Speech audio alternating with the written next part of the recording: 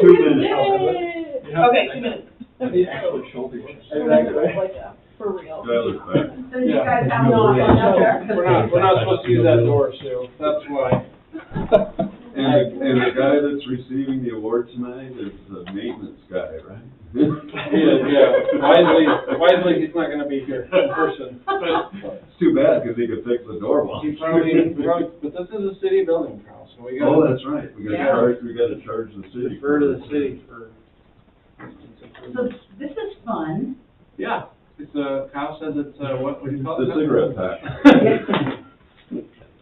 Actually, I'm young enough to know what that, you know. This is the first day? I mean, I actually was kind of tempted, like, oh my gosh, you're gonna put a pair of goggles here. Recording in progress. Are we ready to call the meeting to order? I think so, I think everybody that's supposed to be here, at least is here. Okay. So I call the meeting to order for the Board of Directors of Tuesday, May 27th, 2025. All rise for Pledge of Allegiance. Pledge allegiance to the flag of the United States of America and to the republic for which it stands, one nation, under God, indivisible, with liberty and justice for all.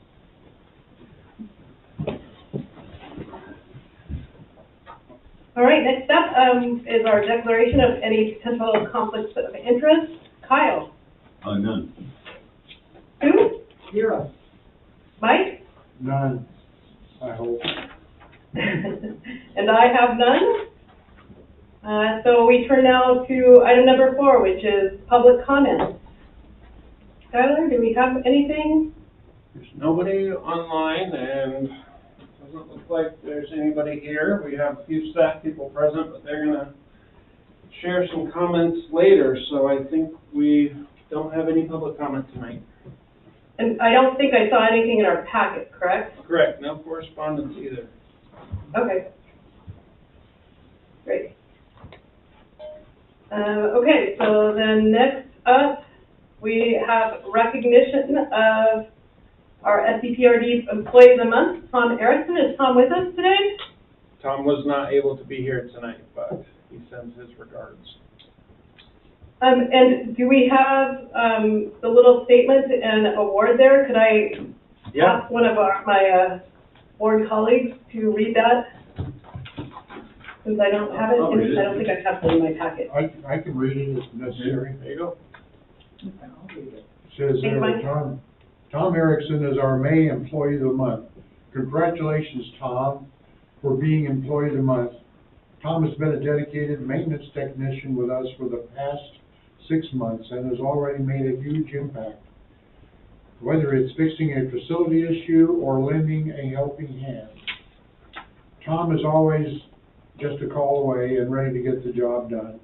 His reliability and hard work and positive attitude have made him a valuable asset to both our team and the community we serve. Thank you, Tom, for all you do to help keep SEPRD running smoothly. Nice picture of him. One for the camera, there we go. There's Tom. Thanks. Too bad we can't show a picture of him online. And, Sounds like you guys could have used Tom for the door there. Yeah, we may be calling on Tom for help tomorrow. Yeah. But we got it closed at least. So, I don't recall having met him yet, but I look forward to it. Yeah. Thank you, Dan. I just seen him always working, Yep. going one place to the other. I've not ever had a chance to actually have a conversation with him, but he's always doing something around the pool. He pulled off the Employee of the Month with being here 6 months, so that's pretty good. Yeah. It's been great. Been a great addition to our maintenance team.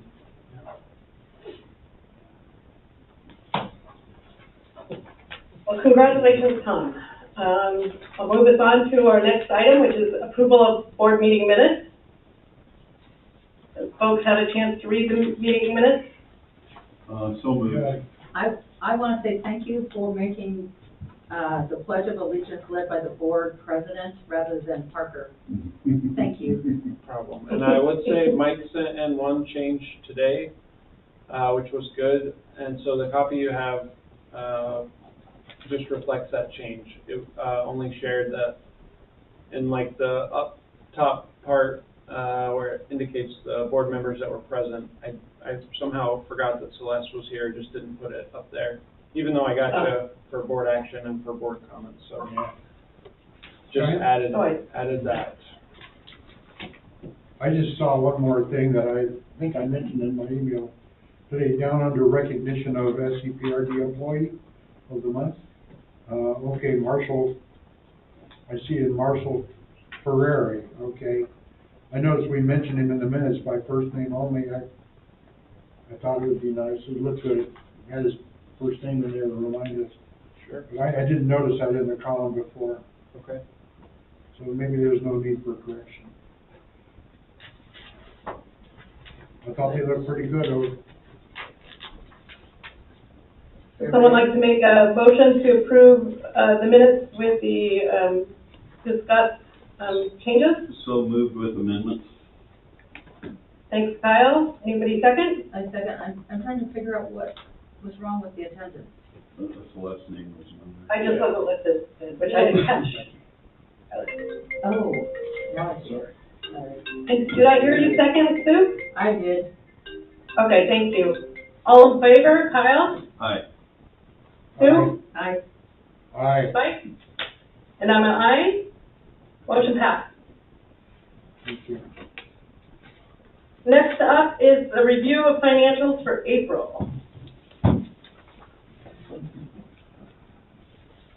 One question for Skylar or Chris. SRC materials, supplies, and services. I think we talked about this last month. so what is Saint Soccer Academy? Hang on a sec, Sue, let's make sure we get to Kyle's. So, under expenses, SRC materials, 214% of budget. Sure. I had a question, just looking at this, under revenue, on the revenues, and our taxes, and realizing where we're headed with the next budget, that's like $500,000 gap in our tax revenue. How do you think that's gonna pair out by the end of the fiscal year? Skylar? That was my second question. Yeah. For the next row? Well, I guess the taxes aren't that far off, but I was Yeah. looking at the annual budget and total revenues, and that's a pretty big difference. Sure. But I guess that's where it's at, that's why we're doing a trend. Is there any chance that anything would change on that? Do you think the aquatics would pick up? So yeah, there is still gonna be revenue, fluctuations over the next, 3 months. This is a report as of, I guess, 2 months, as of, May 1st, but there's a lot of. April 30th, yeah. Yeah, there's a lot of stuff that will happen in the district, especially with youth programs and aquatics over the next 2 months, with summer camp revenues and some other programs. I don't know about taxes, Mike. Typically, the only taxes that we would get in between now and when we start getting the heavy dose is, some leftover things, some things that were, not allocated or not completely allocated out to local governments. Previously we had been getting probably one disbursement every week or so from some of those, and now it's trickled down to like one a month. It seems like, at least the notifications that I'm getting. So I think where that's at, it may end the fiscal year a little bit under what we projected.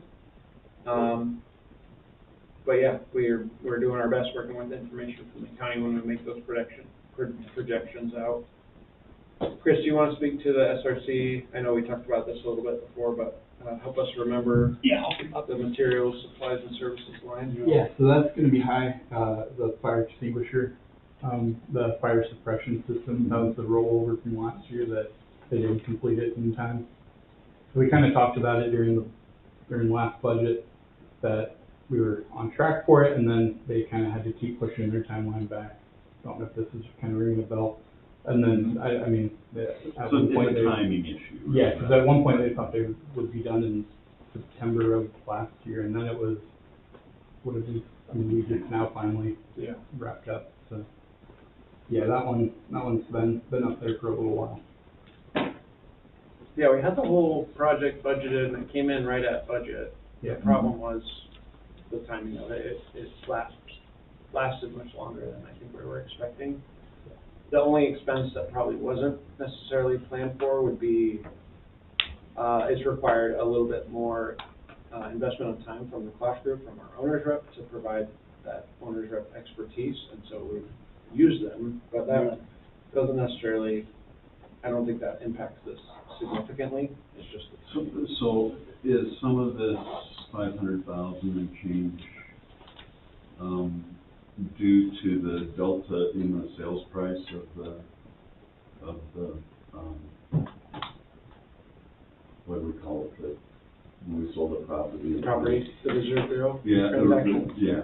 Yeah, absolutely. I mean, there's a number of things that I think are contributing to I that. mean, if you look at the 538 though, I mean, we're on, and you go to the percent dues, we're at, or that means like, that we've brought in, we're at 83.49, and we should be about 83.29 through the year. Because you gotta remember, this is as of April 30th. Right, we got 2 months left. Yeah. Right, but I mean, so realistically, we're kind of still matching that 83% that we would be through the year at. Are the expenses gonna grow at the same rate? No, I mean, right now, they're up there, but, I mean, we're at, as of April 30th, we're at 79.75, so it's definitely gonna be a little tighter, but we should still have a few more pieces coming through. Are there big expenses? There is one big one that we just got, which is the, mortgage payment for the SRC, comes out every June. I mean, yeah, we did budget for that Is one. that a bond? Yeah, Or is it? just the annual, You have a mortgage, but it's just a loan, really. the internet, or the interest payment, and then. Right, but is it a bond? Did we bond, or did we just borrow? We just borrowed. Yeah. Okay. Yeah, so that one will be coming out. That'll be on. It'll be closer to the June one, it won't come out until that one. And then Sue, you had a question about a check, I think, So I soccer. told Chris this morning, Got a few, yeah. you know, I wasn't I gonna thought ask only you, this morning, I couldn't remember that. See, I wasn't gonna ask you in front of people. Oh. so I said, you know, do you know what the two things are that, I think I know at least, well, there's a couple that I even marked. One would be the Western Systems Inc. Yep. That's the crosswalk Mm-hmm. project. And then you already mentioned the Think Soccer Academy. They had rented out the field, and that was their deposit for the field. is the It's not, soccer team renting? the they field? do their I own. think this is like, a team based out of the greater Portland area, and they came down and used Broadway Field for, say, a weekend. yeah, Oh, and so they it's not kept it gonna on. be ongoing? No, that's why, if it's only like one or two, we don't really update the, Okay. well, it's like, we're not gonna probably have another charge from Western Systems, because I'm hoping that, once it's up and good, it should be, Yeah. it should be good to go. What was the asphalt? That was for the fencing and the boys' dugout. So when, we can just elaborate on that. So, Yeah. the softball field had included fenced-in dugouts, fully fenced in. And, once that got done, it was obvious that we needed to, or it would be ideal to fence in the baseball field dugouts as well. So we, worked with the school district and we're sharing that cost 50-50 on just enclosing the dugouts. And it's mainly just to prevent, vandalism and other activity from occurring in the dugouts. We had a lot of Yeah. issues in those spaces, so. That's good, I was gonna ask that question too, I wondered what you, good, so the school district, will pay for half of that. Correct. Will they pay for it next fiscal year or this year? I think we may have already sent them. Yeah, we already sent invoice. So hopefully, this fiscal year. Yeah. Good, I don't have any other questions. I would move that we approve the financials. Second. It's Mike. Okay, first from Mike, second from Kyle. All in favor? Kyle? Aye. Sue? Aye. Mike? Aye. I'm a yes, and so motion passes. Thanks, everyone. All right, so up next, I think we have a staff that we're going to be hearing from, is that right? Yeah. Tyler McKenzie, are you programs coordinator? Yeah, so, over the last month or so, I shared with the board that we hired a new youth programs coordinator, that's Mackenzie. She's, gonna give us a little bit of her time, and she has a little presentation that I will put on the screen, and, yeah, we'll get to her. Mackenzie, you have to be close to the microphone so Mike can hear.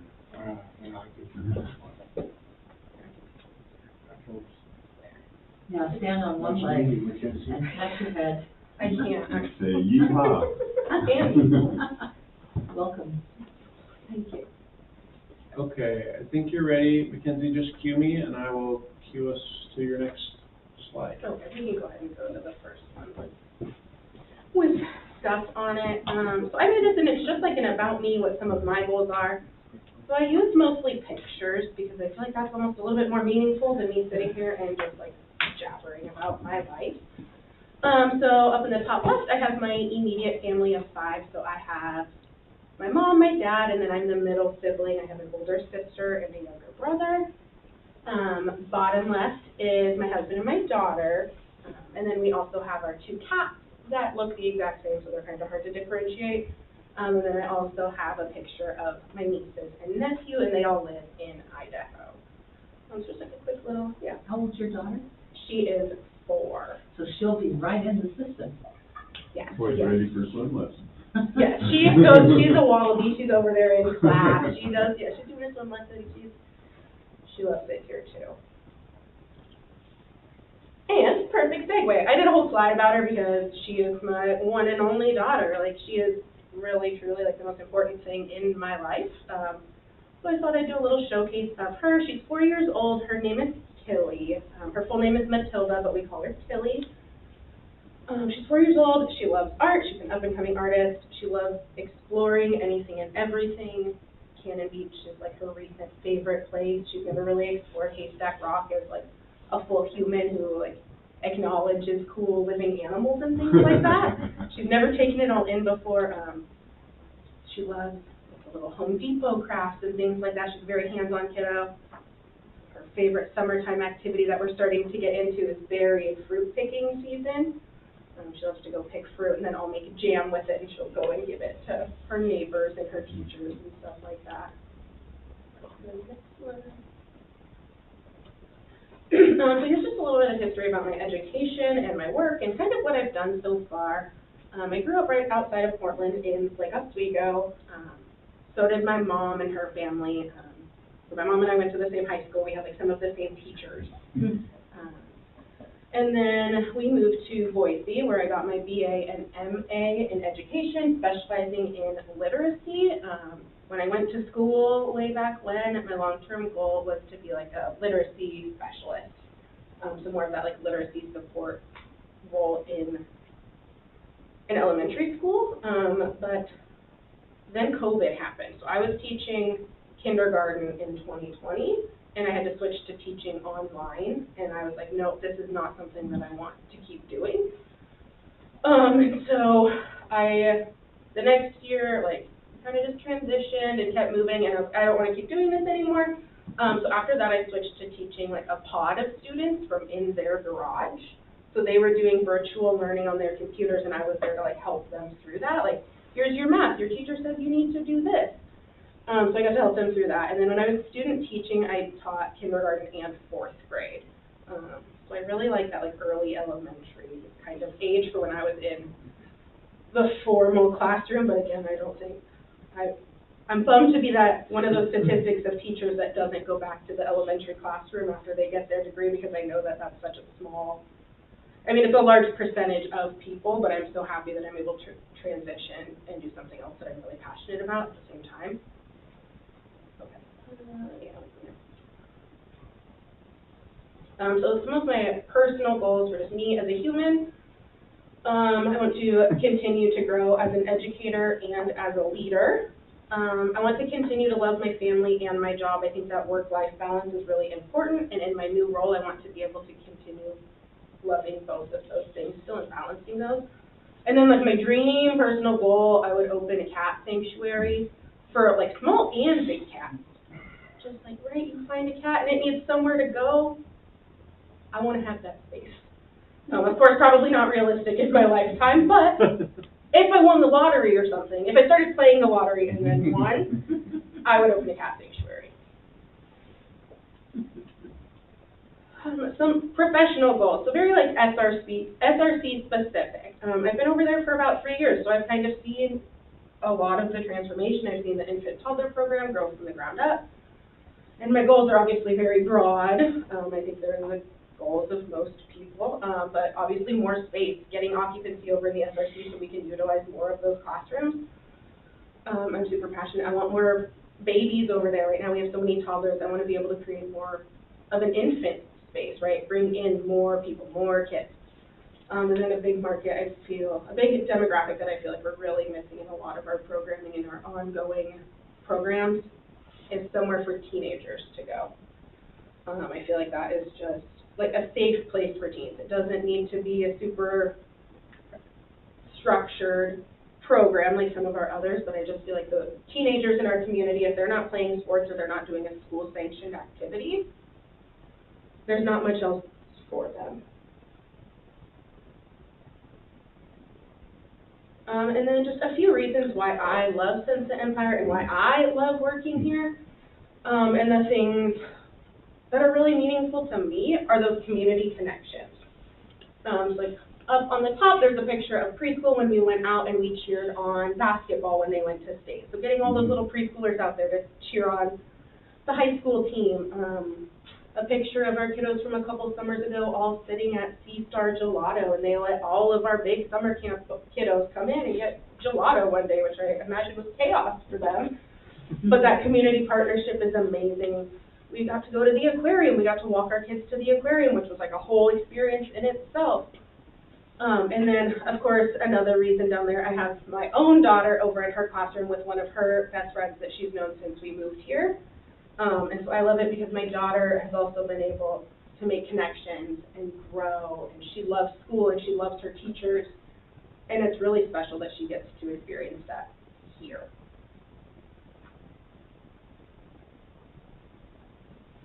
So my why. So when I was in college, my why was always readers are leaders, and that's kind of the motto I always had in my head is readers are leaders. I want to do literacy. I want to help these kiddos read. Over time, I kind of realized that yes, while reading is such an important critical life skill, we can't have leaders unless we have a safe space for them to grow. So my why is because I want to create that safe place in order to create that drive and the strength for successful leaders to form. And then here are just like a few little fun facts about me. When I was in elementary school, we had a unicycle club every morning before school. So I learned how to ride a unicycle, which was like a very Portland thing to do, right? My favorite color? Bagpipes and flaming. Right, we used to do like parades and stuff. Yeah, it was crazy. My favorite color is purple, even though my entire office is turning pink. You'll have to look at it. When you go over there, it's turning into like a pink explosion. Every day there's just like a little bit more pink. My favorite animal is a polar bear, which was actually kind of a recent. Mine too. Really? How did you come to a polar bear being your favorite? Honestly, it was like literally that moment right there in the picture from like a couple months ago. We went to the zoo and the polar bear was like walking along the whole like enclosure alongside of us, and then it came up and rubbed on the window and like put its face up next to us. And it was like a spiritual awakening over the polar bear. Pictures of that. It was so cool. And I was like, oh, until he's, oh, and so it was just so special. And I was like, I've never really had a favorite animal, so I think this is it. This is the one. I love baking and canning. I'm gluten-free, so that's been like a fun change over the last couple of years, is learning how to bake gluten-free, which I've never done. And so it's been a really big learning curve, and then we really enjoy canning, specifically in the summer, pickles and jams and all of those things. And that's a skill that I just recently, or I guess a hobby that I just took up, was canning. I was always too nervous to can. I've always just been like, botulism, canning. Ugh, what if I make somebody sick? But I've grown that confidence, and now we love canning. All right, and then that is all. I want to see if you guys have any other questions. I mean, nothing too crazy. But yeah, any other questions about me or? Well, it's just kind of funny. You and I like polar bears. I want a dog sanctuary. Oh, no way. So. Oh, talk to my wife. You I can go in and. I was the go for either. No, when I was a little girl, we always brought home the strays. Oh, yeah. So How many it's like- dogs we have in our house? My mom would never let me bring home strays, and so I think that's why I'm like, they were let me dumped on our have corner. them. But anyway, I'm just looking forward to getting to work with you more. Yeah, I'm super excited. When I die, I want to come back as one of Mackenzie's cats. You truly should. Oh, okay. Well, now that you got me started, we have two cats and they look the exact same, and their names are Mochi and Macaroon, and they're both great. But Mochi is like 21 pounds. Mochi, oh my God. Yeah. My son's cat's named Mochi. Perfect cat name. Wow, we're making all sorts of connections over here. Yeah. Yeah. Yeah, so we have Mochi, and then our little one is named Macaroon, and she's also gray, but she's only like 12 pounds. And so we have Big Gray and Little Gray, and only one of them is problematic, and so it's always just this, like a comedy, like a TV show, a cartoon around there usually with both of them. Yeah. I would settle for a dog sanctuary. Oh, yeah, go ahead. Okay, I may have missed this, but what brought you to Seaside, and how long have you been here in the community here? Okay, that's a pretty big question. We moved here in 2021. Okay. For my dad. So my whole family moved to Boise when I did, just for like a change of scenery. My mom and I went to the same school. My dad grew up in Forest Grove, like just something different. So we moved there for a few years. And then my dad got sick. And so my mom moved him back here just to somewhere more familiar. He's having some trouble with his memory. And so they thought maybe bringing him here would kind of help that long-term memory a little bit. And I had my daughter in 2020, and so my mom was moving here, and she was like our primary child care, one of the only people I would trust with like my itty-bitty baby. And so we were like, hey, we're going to. We're tagging along, and so we moved out here. My brother and my sister also moved out here around then. Yeah, now we're here, and so we left. A lot of my husband's family is in Idaho because we met at Boise State, so a lot of his family is there still. Very good. I'm glad you landed here. Yeah, thank you. Yes, welcome again. Thank you. All right, thank you. Perfect, thank you. Mackenzie? You're free to stay or leave. Sounds like a trap. No, it's no trap. It's very customary for the staff to leave after their presentation. I am, because Aaron told me I could. Yes, that's great. Thank All you, see ya. Thank you. Go home, Mackenzie. Thank you, bye. So I think we have up next, are we hearing from Chris next? Yeah, we're It's I hard wanted to to try to follow get up. in all of our wonderful staff on the fiscal year. That's kind of our custom, and since Mackenzie just came on board about a month ago, and I know you know Chris from his monthly visits to the meeting and from budget process, but thought we'd give him a chance, so he's going to present also. Double whammy tonight. It's like a right-left combo. It's like stereo. I know, right? Who knows, I can, tackle a cat. and Yeah, dog how do you sanctuary, so top That's a that? tough one. I think I'd be a little too speedy for that. What's your favorite animal? Hang on, Chris. Sorry, this didn't want to find my. You know, kind of like Mackenzie, I'm not sure. I do like them all, you know? I've never heard A anyone. meerkat, maybe? Oh, those are, No, they're- did you watch that America series? Tom Hanks narrated it, it was incredible. All right, I But think maybe- we are ready. In the Americas. What? Yes. Why is that up there? I can't see it on my.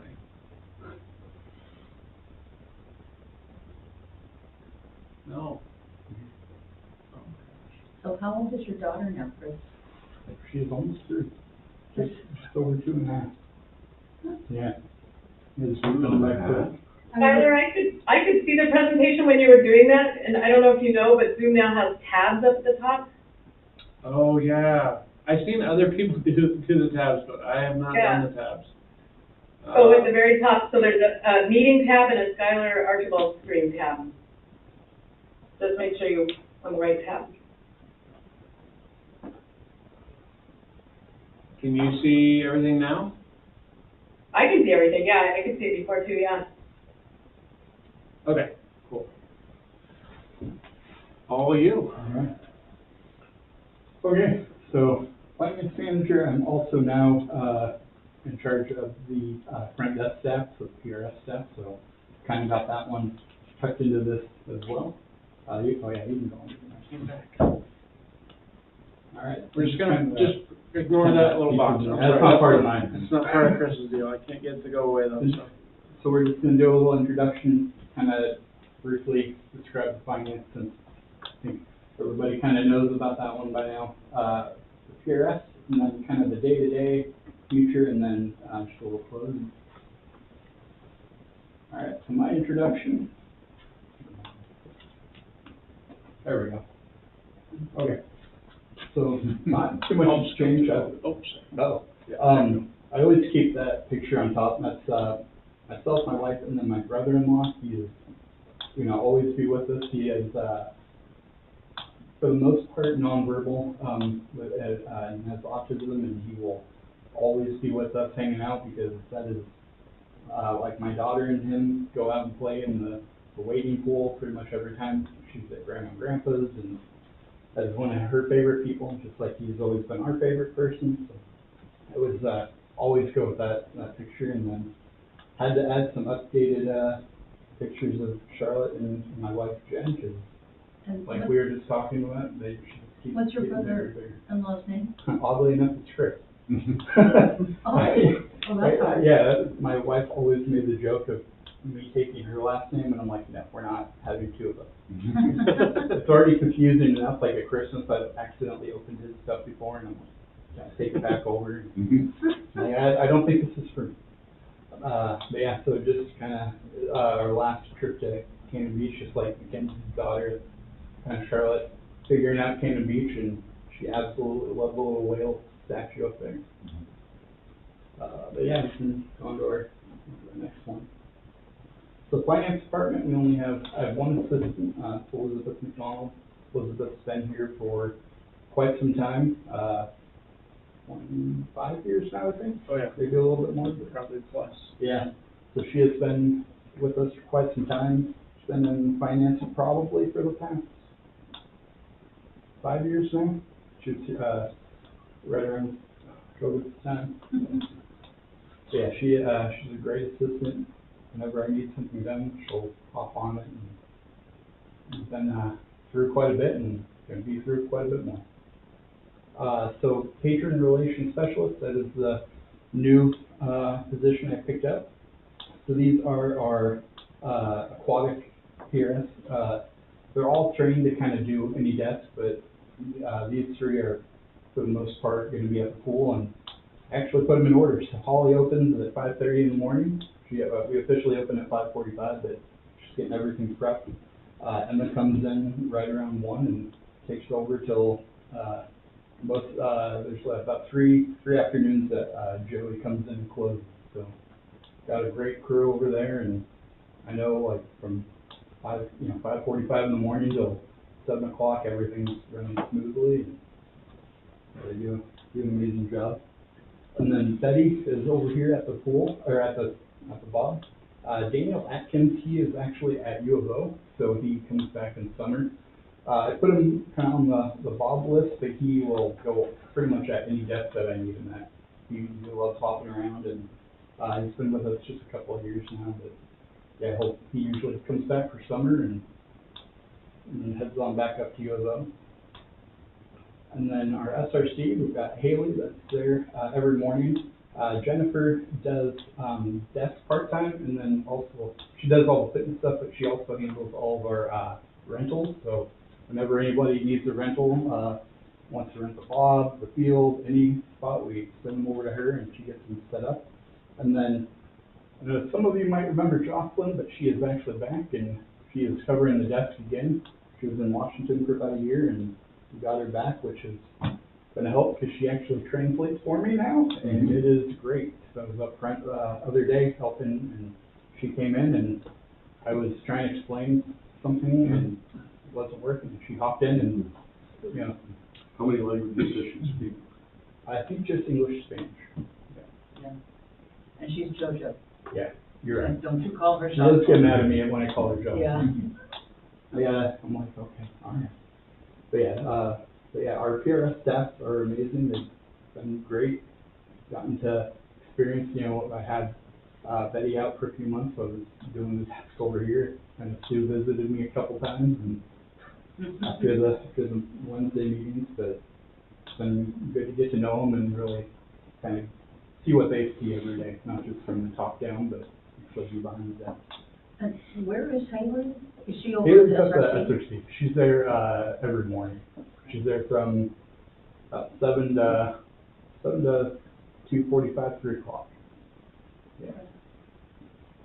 I would just, this presentation is about Chris, but I would just add a little bit about the PRS model. Like, before, we've been with this, using this model for providing customer service for about 5 years, and before that, it was the model of providing customer service varied depending on the location that you were at.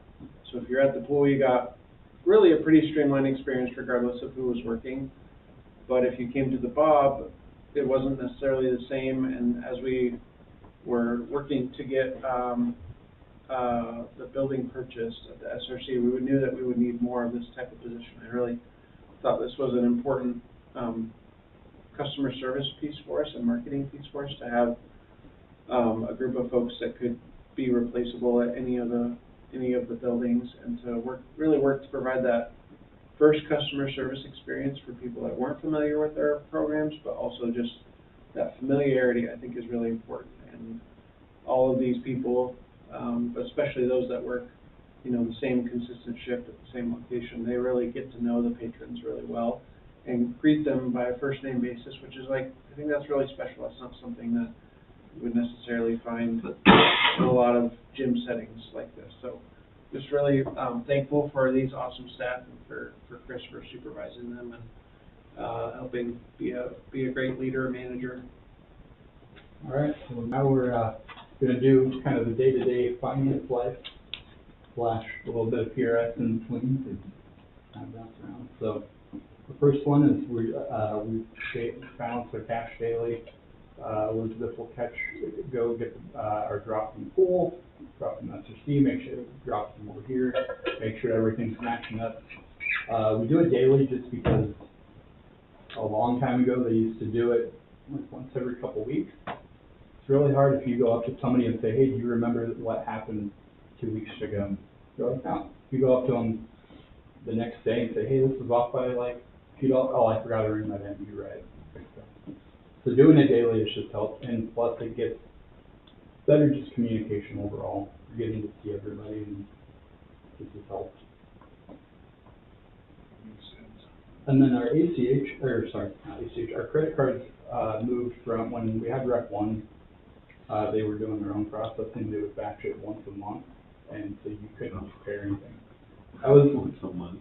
That was the biggest, once a month was my headache, because not only are you getting ready to prepare board financials, you gotta figure out what's going on in the system first, and half the time nothing would match up, and now they do it daily. It goes into the bank, you compare it, you can see what's going on.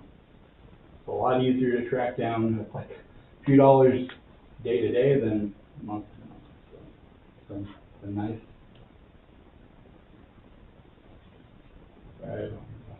Billing, invoicing.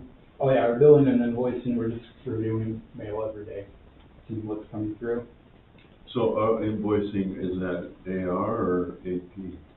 It's both. I mean, if we're just reviewing to see if we need to send any invoices out, and then at the same time we're getting mail. Because like we'll get invoices or requests for invoices from, Zoe for like farmer's market or sponsorship. I might get some from Aaron if we did something on the field, so it's just seeing, it might not require one that day, but we're at least saying, okay, do we have anything outstanding that we need to get out?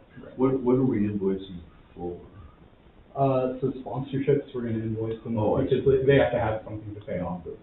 Yeah, that's gonna be the bulk of. And then the health insurance that pays for different recreational events, how do they get invoiced?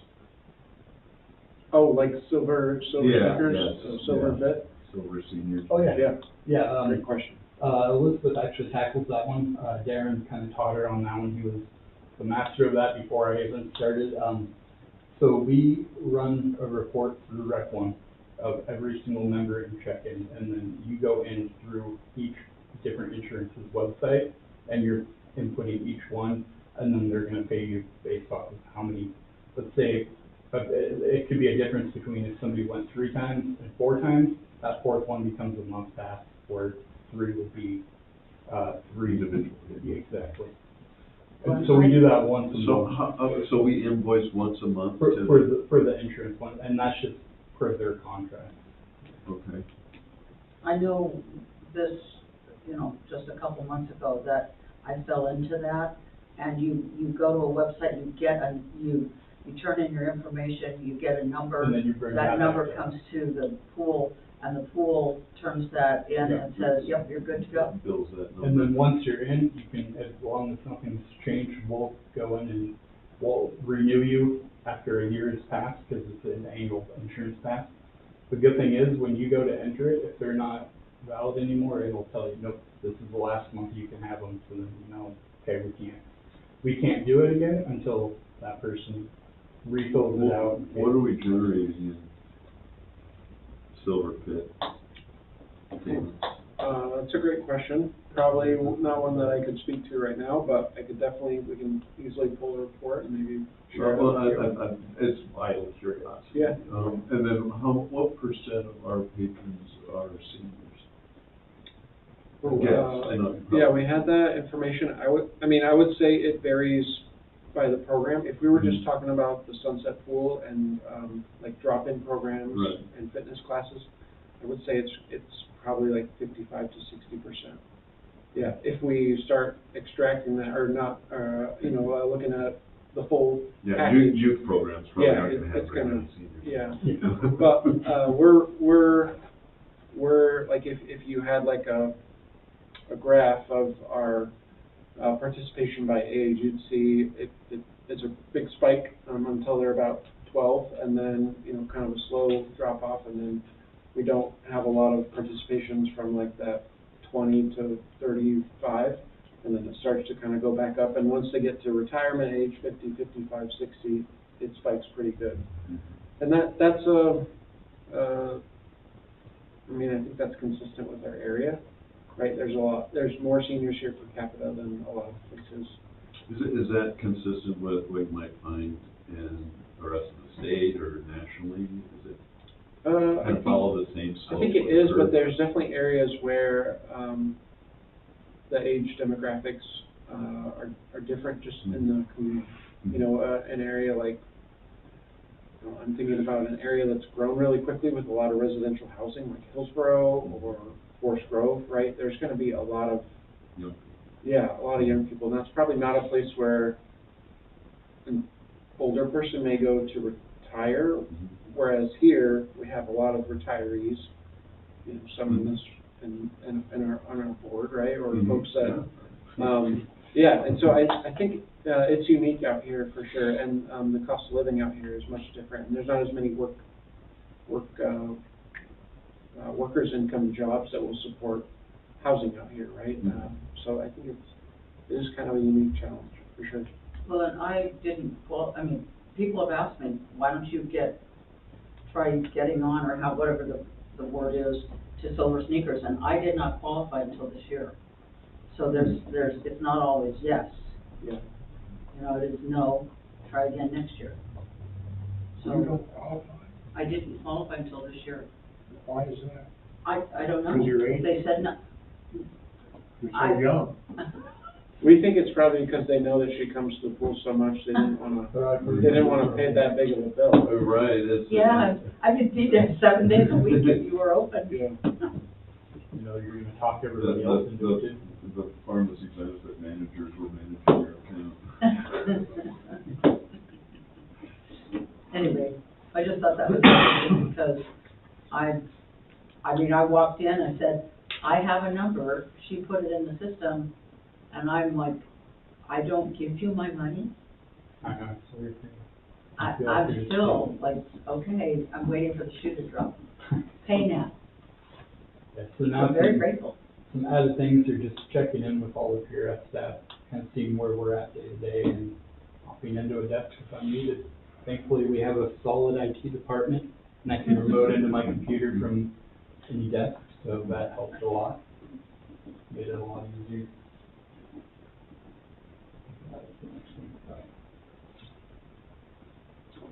Put them That's all for in here. Yeah, so this is a monthly, quarterly, our ACH is monthly. That's really mainly used for our after-school, our, all of our youth programs. They have an option to do ACH, and it's a lot easier. That way we're ensuring that we're getting the payment. We know that we're gonna be taking it out on the exact same day. It's a lot easier than kid gets off the bus. What do? I mean, you can't like put them, they won't let you put them back on, so. It's a lot easier to ensure that we've already gotten them signed up, got the money, and all that. Other monthly part, all the, bank statements, all the reconciliations, I mean, that's what goes into making the board report. The foundation, we've got the annual taxes, which were very fun, and, well, some years it's a nice 2 to 3 page tax document. Some years it's closer to 20 to 25 if we're on the long form.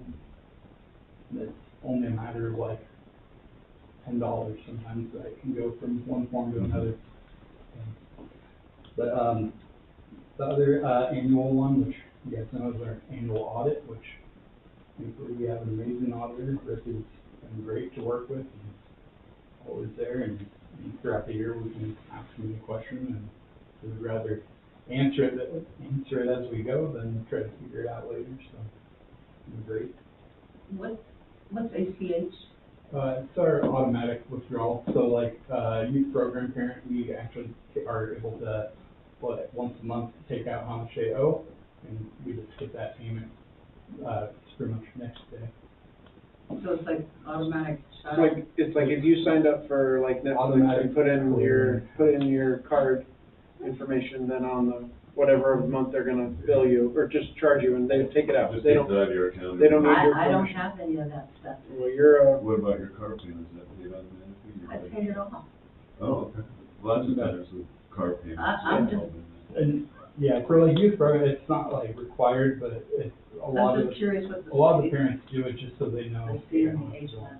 The C is clearing and the H is house. I thought it meant collections, so I appreciate that. Thank you. I believe.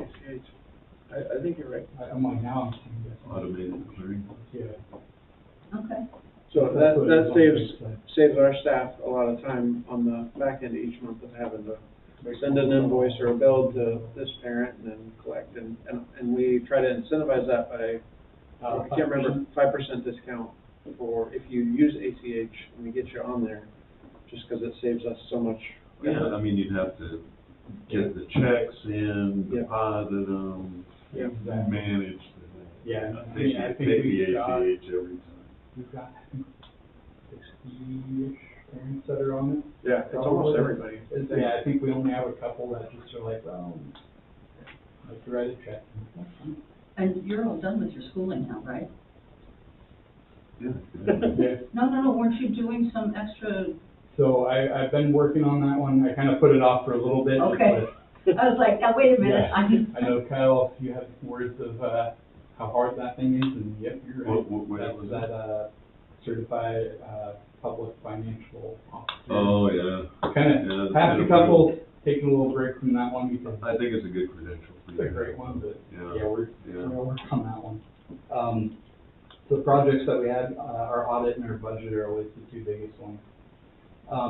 This is one that I know I've been wanting to do for a while, and Courtney, Aaron, and I have been talking about it, which is to finally get solid plans for moving forward, because you can't really budget when you don't know what's going to come next. And that doesn't even just mean the SRC, that means what's going to happen in the pool, even down to Lindsay will put in for the AED pads, because these are a lot more expensive than one would think. Yeah. I think last time we replaced them, they were like $2,000 to replace. And do you have Kind of working. pediatric and adult pads? Yeah, all of your exactly. AEDs? So we have them all, and it gets expensive. So knowing when those are going to expire, that's going to be on that list. So here's what we're going to be looking at for 5 years, and maybe down the road we'll have to spend it a little bit more. But So in your 5-year project plan, are you including maintenance in that plan? yeah. Courtney, Darren, and we're all exactly. Because I mean, I could tell you even what could need to be replaced, but then I'm like, I don't know what that might entail, because there's going to be like replacing a boiler, and I'm like, all right, we're buying a boiler. And they're like, well, now we need this part and that. So they're going to be able to get actual. But It might not be the best number, we but- just bought a truck. We know it has a lifespan. We know Right. that, what that lifespan Yeah. is or what it's anticipated to be, so we can put in the 2032 budget or whatever it is, Yeah. that then gotta Exactly. replace this pickup truck.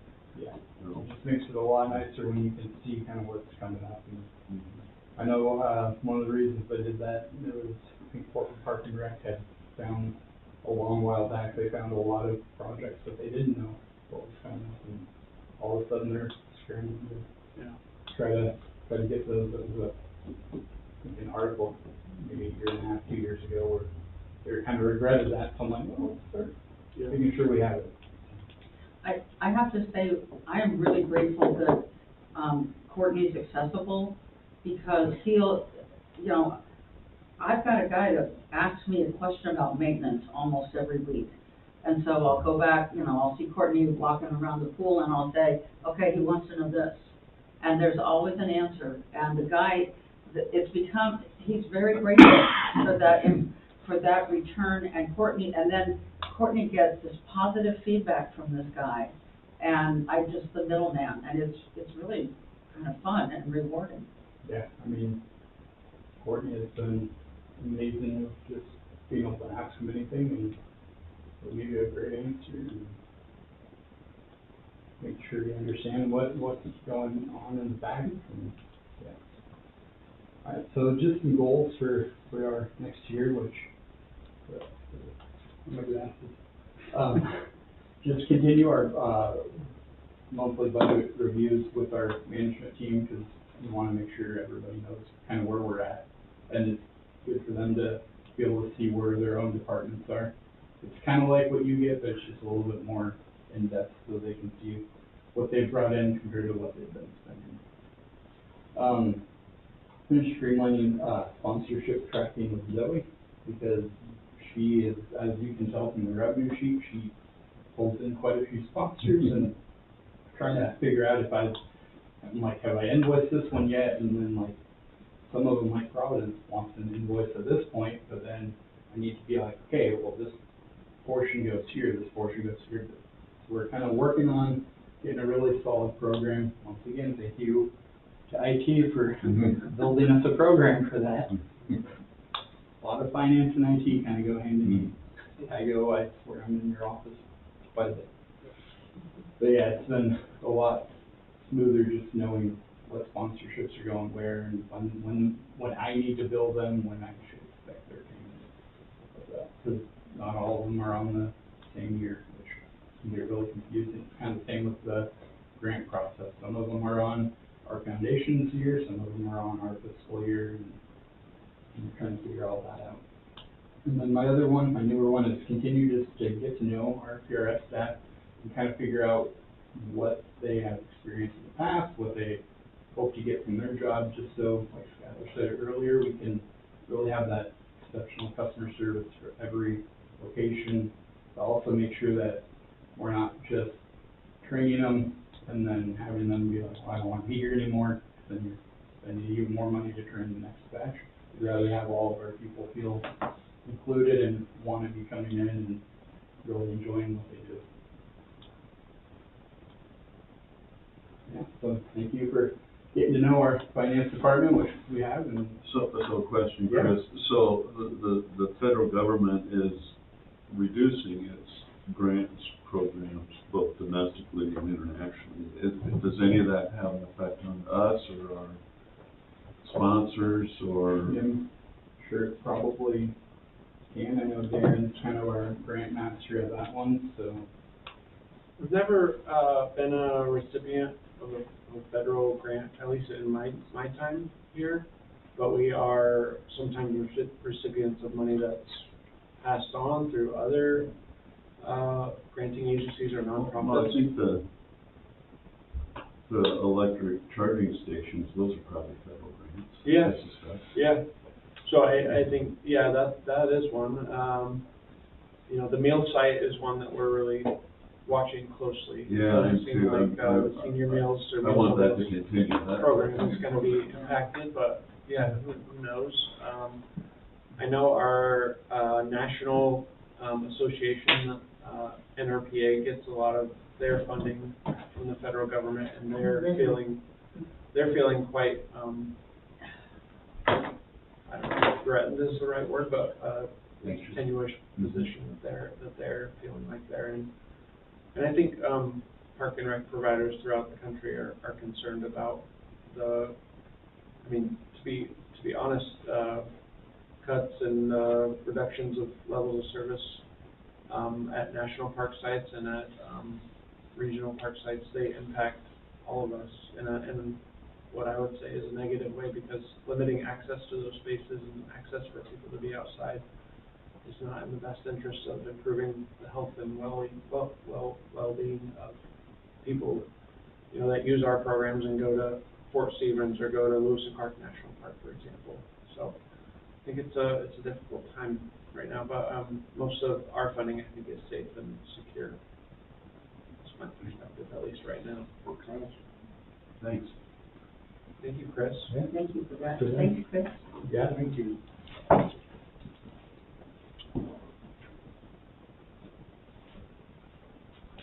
All right, let's see, I lost my agenda. Here it is. Okay, I think we're moving on then, Skylar, to old business, so we have some project updates. Yeah, these have been, continue to be on our agenda for, the time being. Strategic plan update, so we had our monthly, meeting with our project team, and, I don't have a significant update to share other than that. As you know, Kyle and I, prepared a batch of feedback for our consultants and shared it with them, and I think it was more substantial than they were necessarily expecting. And so they're trying to get kind of their group together and figure out what's next for our plan, and how to, improve the document so that it meets our needs. And I know Brandon said that he was meeting with the representatives from the sports facility company in Florida. This has obviously, taken a good chunk of our time. So I don't have an update other than that, is that it's in their court and it's being addressed by them, and I'm hoping to hear back in the next couple of weeks on what our next steps will be. What can we do? Is there? Is this the document where, you know, your wonderful line about clean as a knife or something? Oh, the written word should be clean as stone. Yeah. I mean, It is that document, yeah.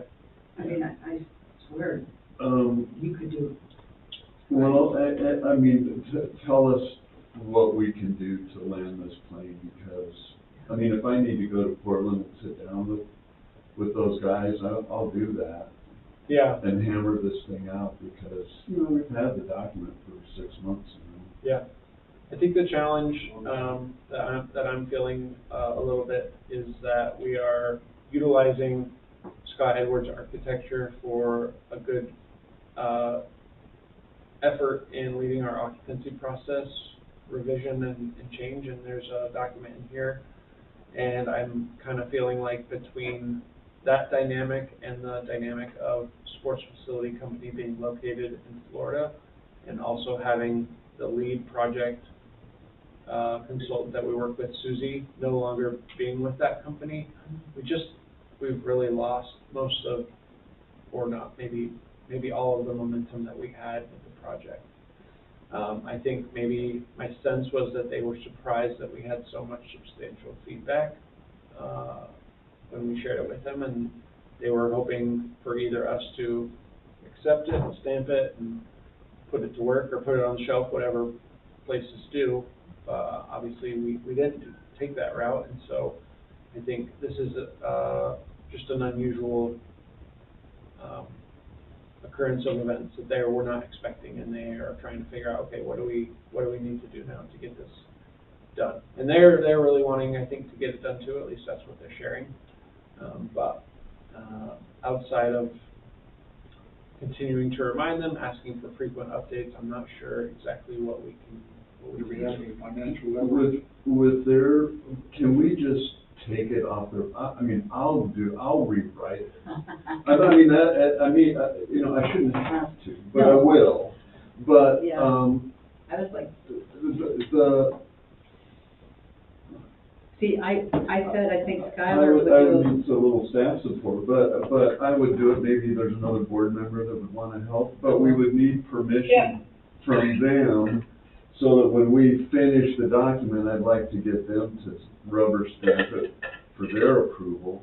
But Kyle, I was gonna say almost exactly the same thing. It feels, to me, I have a hard time accepting the document as is, because I don't feel like it accomplishes what we set out to do, which is to serve as a roadmap as to how to prioritize our next steps.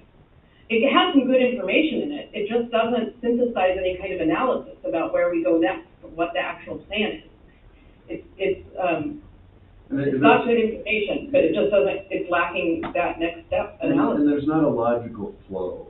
You know, it kind of skips around a little bit. But the thing that's most troubling to me is that we have this SRC document where this consultant is working on the SRC rules and has listed a bunch of potential projects in the SRC document that aren't listed in the strategic plan document. Right. So at some point, we can't very well go to our constituents and say, you know, we'd like to implement this plan, and then have them say, well, none of the stuff that's in this plan is in the strategic plan. So how do you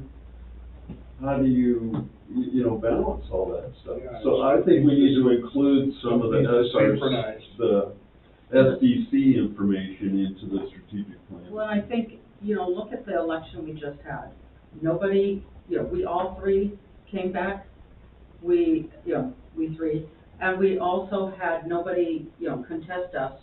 And so I think there's some trust that we have gained over these several years, and I'm not interested in damaging that. I think this SRC document, that we all have an idea of what it should look like and how it should read, it needs to be something that the public says, oh yeah.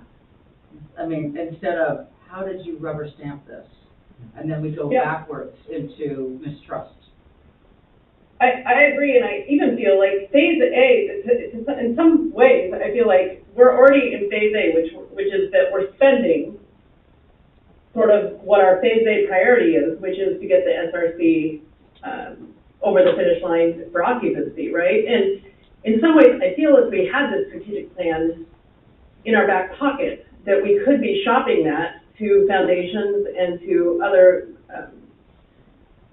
agencies that might give us a grant for that funding. And here we are, we're chasing down other funding to take care of an anticipated shortfall, but that shortfall has been created because we don't have funding for this phase of the project. And I feel like that the document that we have doesn't give us phases of things.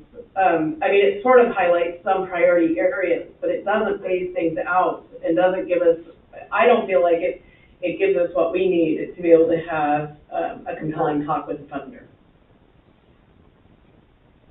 I see some liability on their part, but I don't understand the legal implications of them not fulfilling their contract.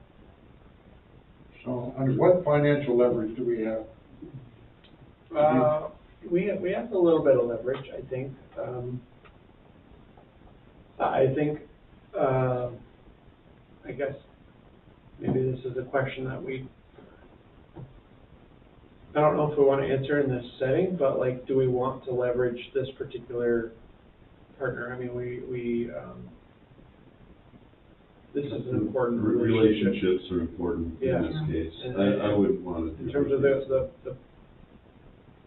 the need for this dynamic with Scott Edwards Architecture to be one of trust and one of understanding and working together and meeting each other's, we need our needs met for sure, but we need that partner. I don't want to start over, sorry, I'm speaking for myself, I don't want to start over with a new architect or project manager. No, With regards to the occupancy. I think Scott Edwards is doing a pretty good job. I think this problem seems to be around sports facilities associates. And you may be right. I haven't been keyed into the dynamic. I think what I would maybe suggest, just hearing the feedback, is perhaps we extend, a little bit of a olive branch to the consultants and say, we need this to be done by a date, and if it's not going to be done, then we need you to turn the document back over to us.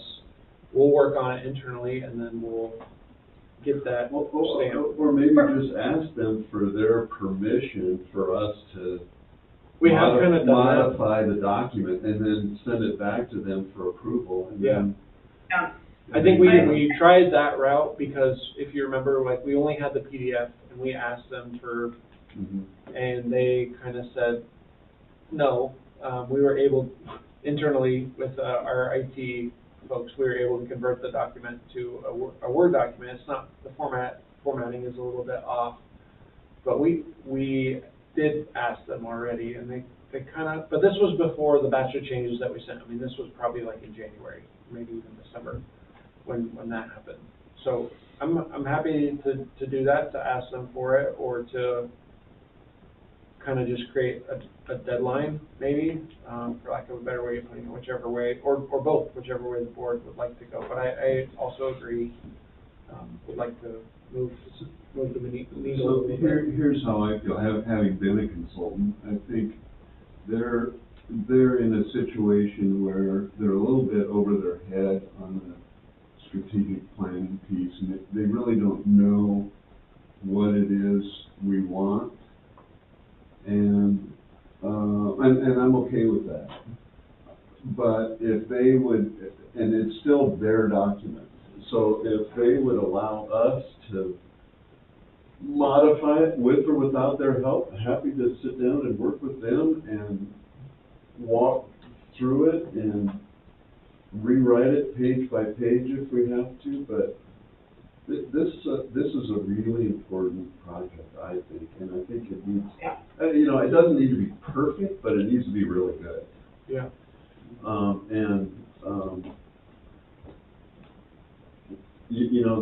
The Chinese have a saying, if you plan for a year, grow rice. If you plan for 10 years, plant a tree. And if you plan for 100 years, educate your people. And I think we're in the growing rice phase now. And Chris has said, hey, we gotta start planting trees here because, our planting needs to extend out a little farther. And I think the alignment of Chris's work on his 5-year budget plan, this strategic plan and the SDC document, I think they're all in orbit. And if we can pull those together, I think it would be a big success. That's my opinion. Yeah. Well, the only other thing I'll add to that. Oh, hello. Hi. Hello. Hey, The you only get other, to pass the gavel. the only other thing I'd add to it is that you catch more flies with honey than with vinegar. And so I think, being you know, offering an olive branch of, you know, this needs to get done, we want to help you, is going to go a lot further than any kind of bitterness. Yeah. Yeah, and we want to keep them as a consultant. Yeah, I think they're hugely valuable in their role with helping us with the construction processes. I think what we're realizing is that this project maybe, yeah, I tend to agree. I'm not quite sure what the relationship is between SEA and SFA, but I do not think, for some reason, there's not clarity in what we needed, and I agree with Kyle. Like, I think the next pass would be better done if we take a stab at reorganizing it and then have them add to that. Okay. No, we wouldn't publish it without their Right. stamp of approval. Yeah. Well, they stamp it, they're gonna wanna get paid, and if they don't finish the work, they wouldn't pay them. That's the way I do it. Well, Skylar could negotiate a discount or something if we take on more of the work. I think that would be a legitimate offer to make, or to horse trade that work for some other work that they're doing for us. That would be fine with me too. I think we have to reconcile that aspect of it. Yeah, yeah. It's part of business.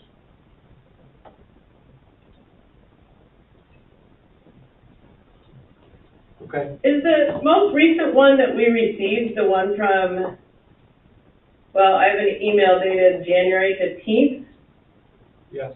or was there another iteration after that? No.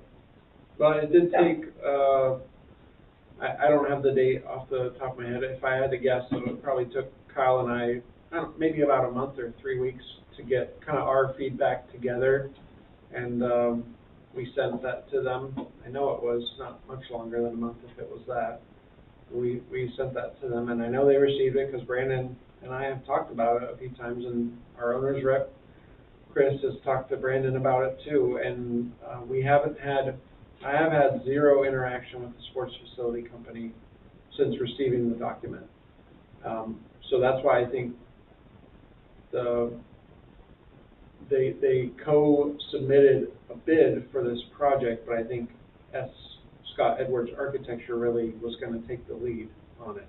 And they're really contracting or working with sports facility company to finish it, or to provide some expertise. When we did the highest and best use plan, it was the opposite way.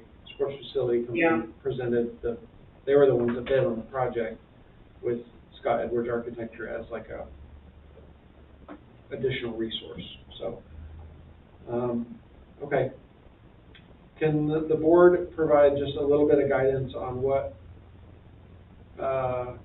when do we, I know we want this project finished yesterday or 6 months ago, but what are we, given where we're at, what is a realistic expectation for completion? Or for a finished product, or something back? Well, how detailed did you two get with the feedback?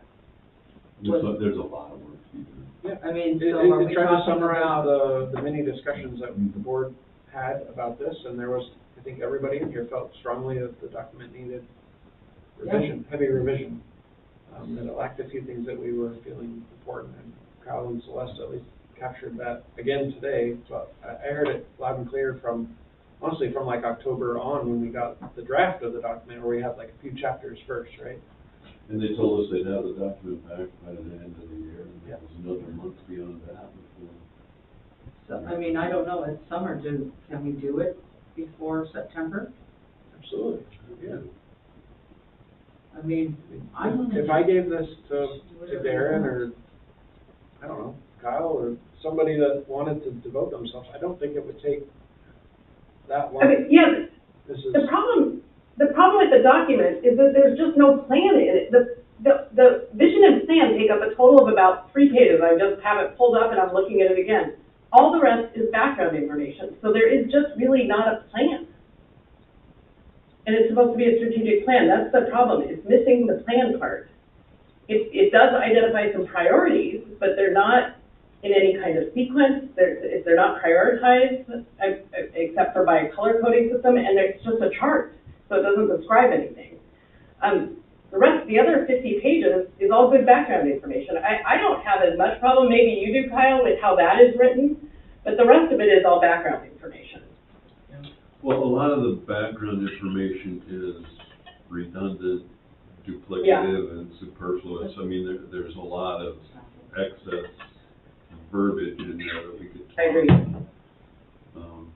But the background, the information itself is good. So the woman who is no longer with the sports facility, she wasn't the person that drafted a lot of these plans, and they just lost their rudder when she left, is that?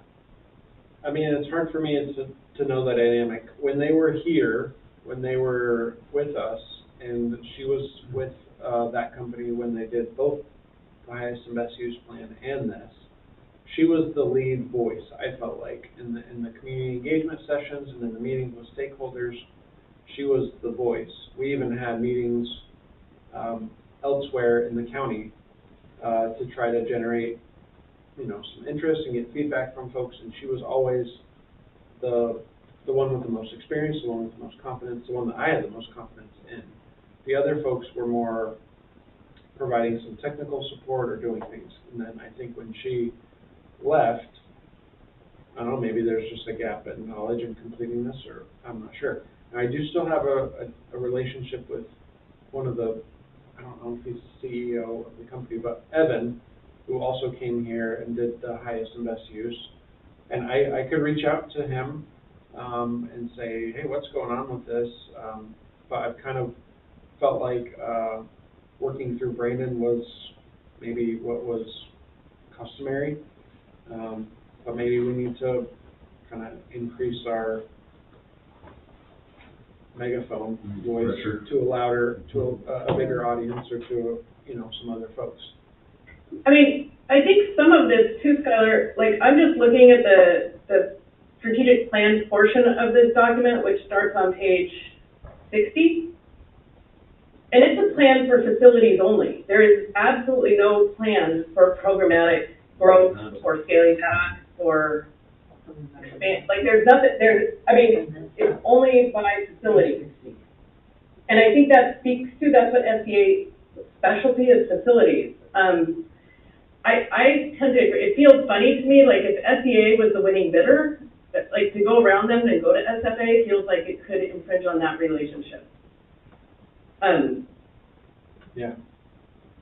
So to me, again, this is a piece where I feel like I don't think it's just a writing project that needs to get done. I think there's analysis and thought that needs to go into about looking at all the background information, looking at what the community said the priorities were, and how do we move forward, programmatically, facility-wise, like staffing-wise, how do we move forward as an organization altogether? And I think that's going to require input from this full board, from you and your staff.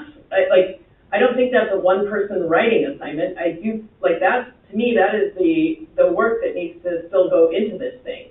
I think we have the background, the information to inform that piece, but to me, it's not just a rewriting assignment. There's analysis that has to get done.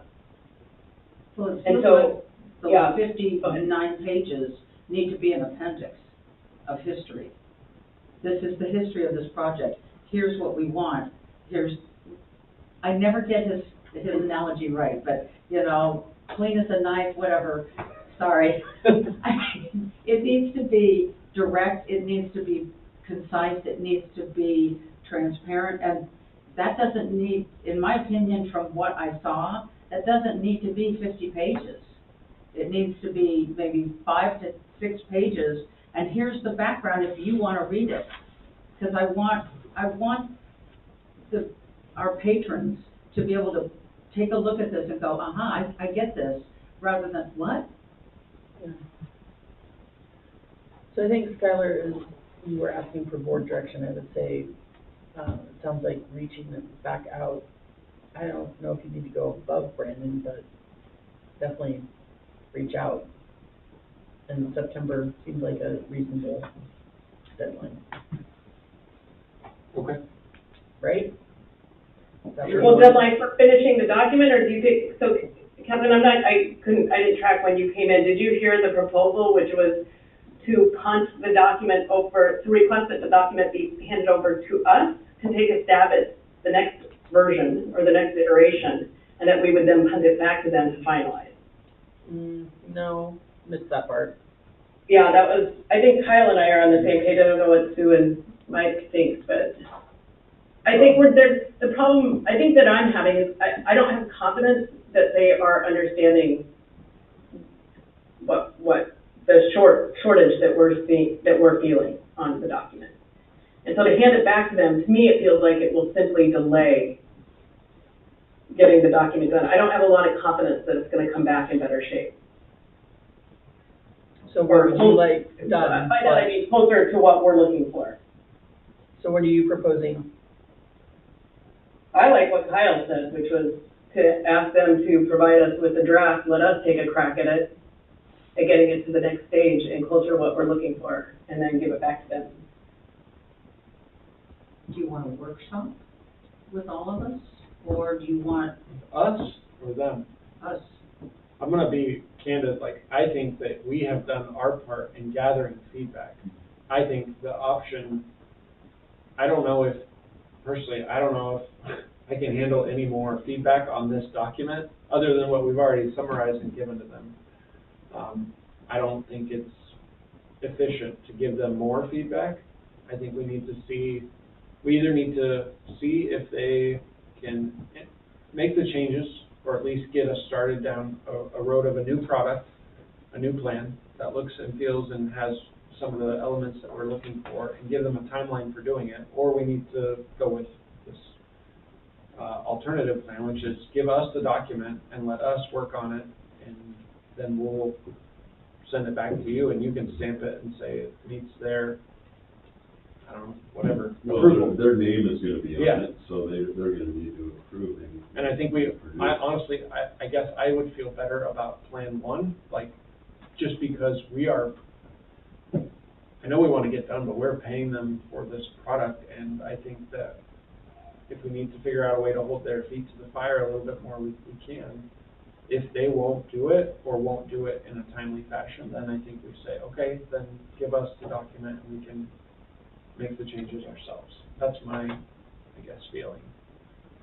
And I only want to be true to the feedback process that we already engaged in. I mean, we had hours and hours of discussion about this, and Kyle and I met a couple times, and I got feedback from Bob and from my staff, and we gathered all that feedback and we presented that to them, I feel like, in the way that they asked us for. And I don't know if the feedback wasn't good, or if it's just got shoved to the side of, their inbox and never paid attention to, which is unfortunate. But. So, I'm fine with your recommendation, but I don't wanna damage the relationship. They're still working on our fire alarm system, or our, building code system. We have to be careful and not try to micromanage their contract. Mhm. They have a business relationship on this project, and we shouldn't mess with that. We get into problems with contract law, I think, and then we'll need to be talking to our lawyer, and maybe that's an option down the road. Okay, does that go? I think we're going with Plan A1. Okay. Okay, I will, get out my cattle prod. Well, we're here to support you. I appreciate it, yeah. And can I go ahead and recognize that Catherine can't come to the table, and can I hand the gavel over to her for the remainder of the meeting? Thanks, Les. Fix that. Thank you for allowing me to be late.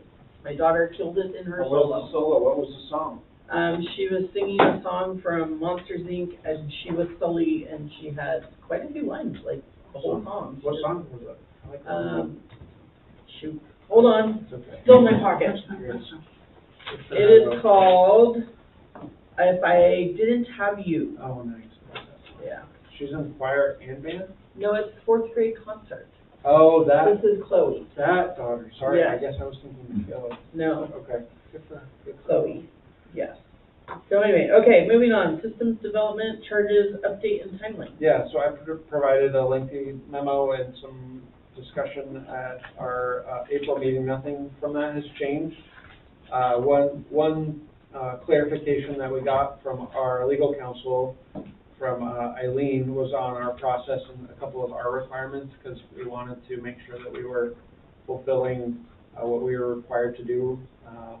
There's a requirement that we have to notify interested parties, and there was a few methods of notifying those interested parties that were provided by our consultants on from the Bowman Group, or what used to be FCS, and those were not proving to be what I felt like prudent, or what the statute was actually requiring us to do. So we worked within the options given to us by our council to make sure that we were fulfilling that requirement. Just a couple of reminders.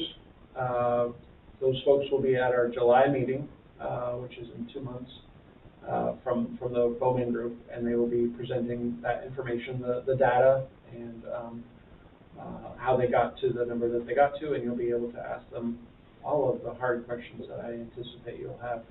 And but the board won't be able to take any action at that meeting. So I'm just kind of prefacing that. We have that with public hearing. That conversation. So yeah, the action, if you choose to take it, will need to happen after the public hearing, which is in August. So you could choose to take action then, or at another date down the road. What's the date of the August meeting? Excuse me, Didn't hear in the meantime, staff is just working to make sure that we're doing our part. We have the ordinance language that we got from our council, so we'll have that prepared should the board want to not create, but adopt an ordinance to start imposing SDCs. And you could do that, like I said, after that August hearing at any point. Okay. Moving on to item 3. So in your packet is correspondence from previously mentioned Brandon Dole from Scott Edwards Architecture to Jeremy Faircloth, the building official. And Jeremy has been the third building official that we worked with from the city of Seaside on this process, but I'm pleased that it seems like the relationship between the relationship surrounding this topic has improved, and Brandon has been working with Jeremy, and this correspondence is a result of interactions that they've had, which lay out 3 possible paths for the district to take in getting to occupancy in a different way than was suggested by the city in their January correspondence that you are all familiar with. So the 3 paths are similar but different. Path 1 is actually the path that was suggested by the city, which is to maintain the building as a E classification for education. Path 2 calls for a mixed occupancy with some A3 areas and then some E and B areas also. That's the route that's preferred by our consultants and by the district staff, simply because it gives the district a little bit more flexibility in utilizing the building. And then path 3 is really, it's probably a little bit beyond my scope to speak to it, but it's called a prescriptive path. It basically says that there's conditions in the current code that would allow us to use the building as it is right now, provided that the building official can certify that it's safe. So the long story short is that if the city is willing to accept one of these paths, and it does seem like they're motivated to do so, then it's possible that the project list that we expected to have to undertake to get to a temporary certificate or permanent certificate could be much slimmer, and may not require, for instance, a updating of the firewall that we thought was going to be needed. There may be only some egress and exit door type changes to make, which would be far less imposing financially and just demanding of the district. So I think that this is a really great turn of events. I'm pleased to share that Brandon and Mr. Fairclough are meeting tomorrow. They're going to meet just the two of them and not other representatives, but Brandon and I are going to meet after that, and he's going to give me an update regarding where they're at. And once that meeting has taken place, we'll put in correspondence, again, to make it a public document, what our plan is moving forward. I think as a condition of part of that plan is the understanding that we'll have an extended timeline to complete this work, because even if it's a smaller scope of work, I think expecting the district to have it done by July 1st is still going to be really, really difficult for us. So you may have technical questions, and I'm probably not going to be able to answer those. Brandon was not able to be here tonight. In a process where we haven't had a lot of great news, I think this is good news, because to me, it demonstrates that the city and us are working together to find a solution, what I would say is a common sense solution to get us to occupancy, maybe without some of what we thought were going to be pretty significant challenges.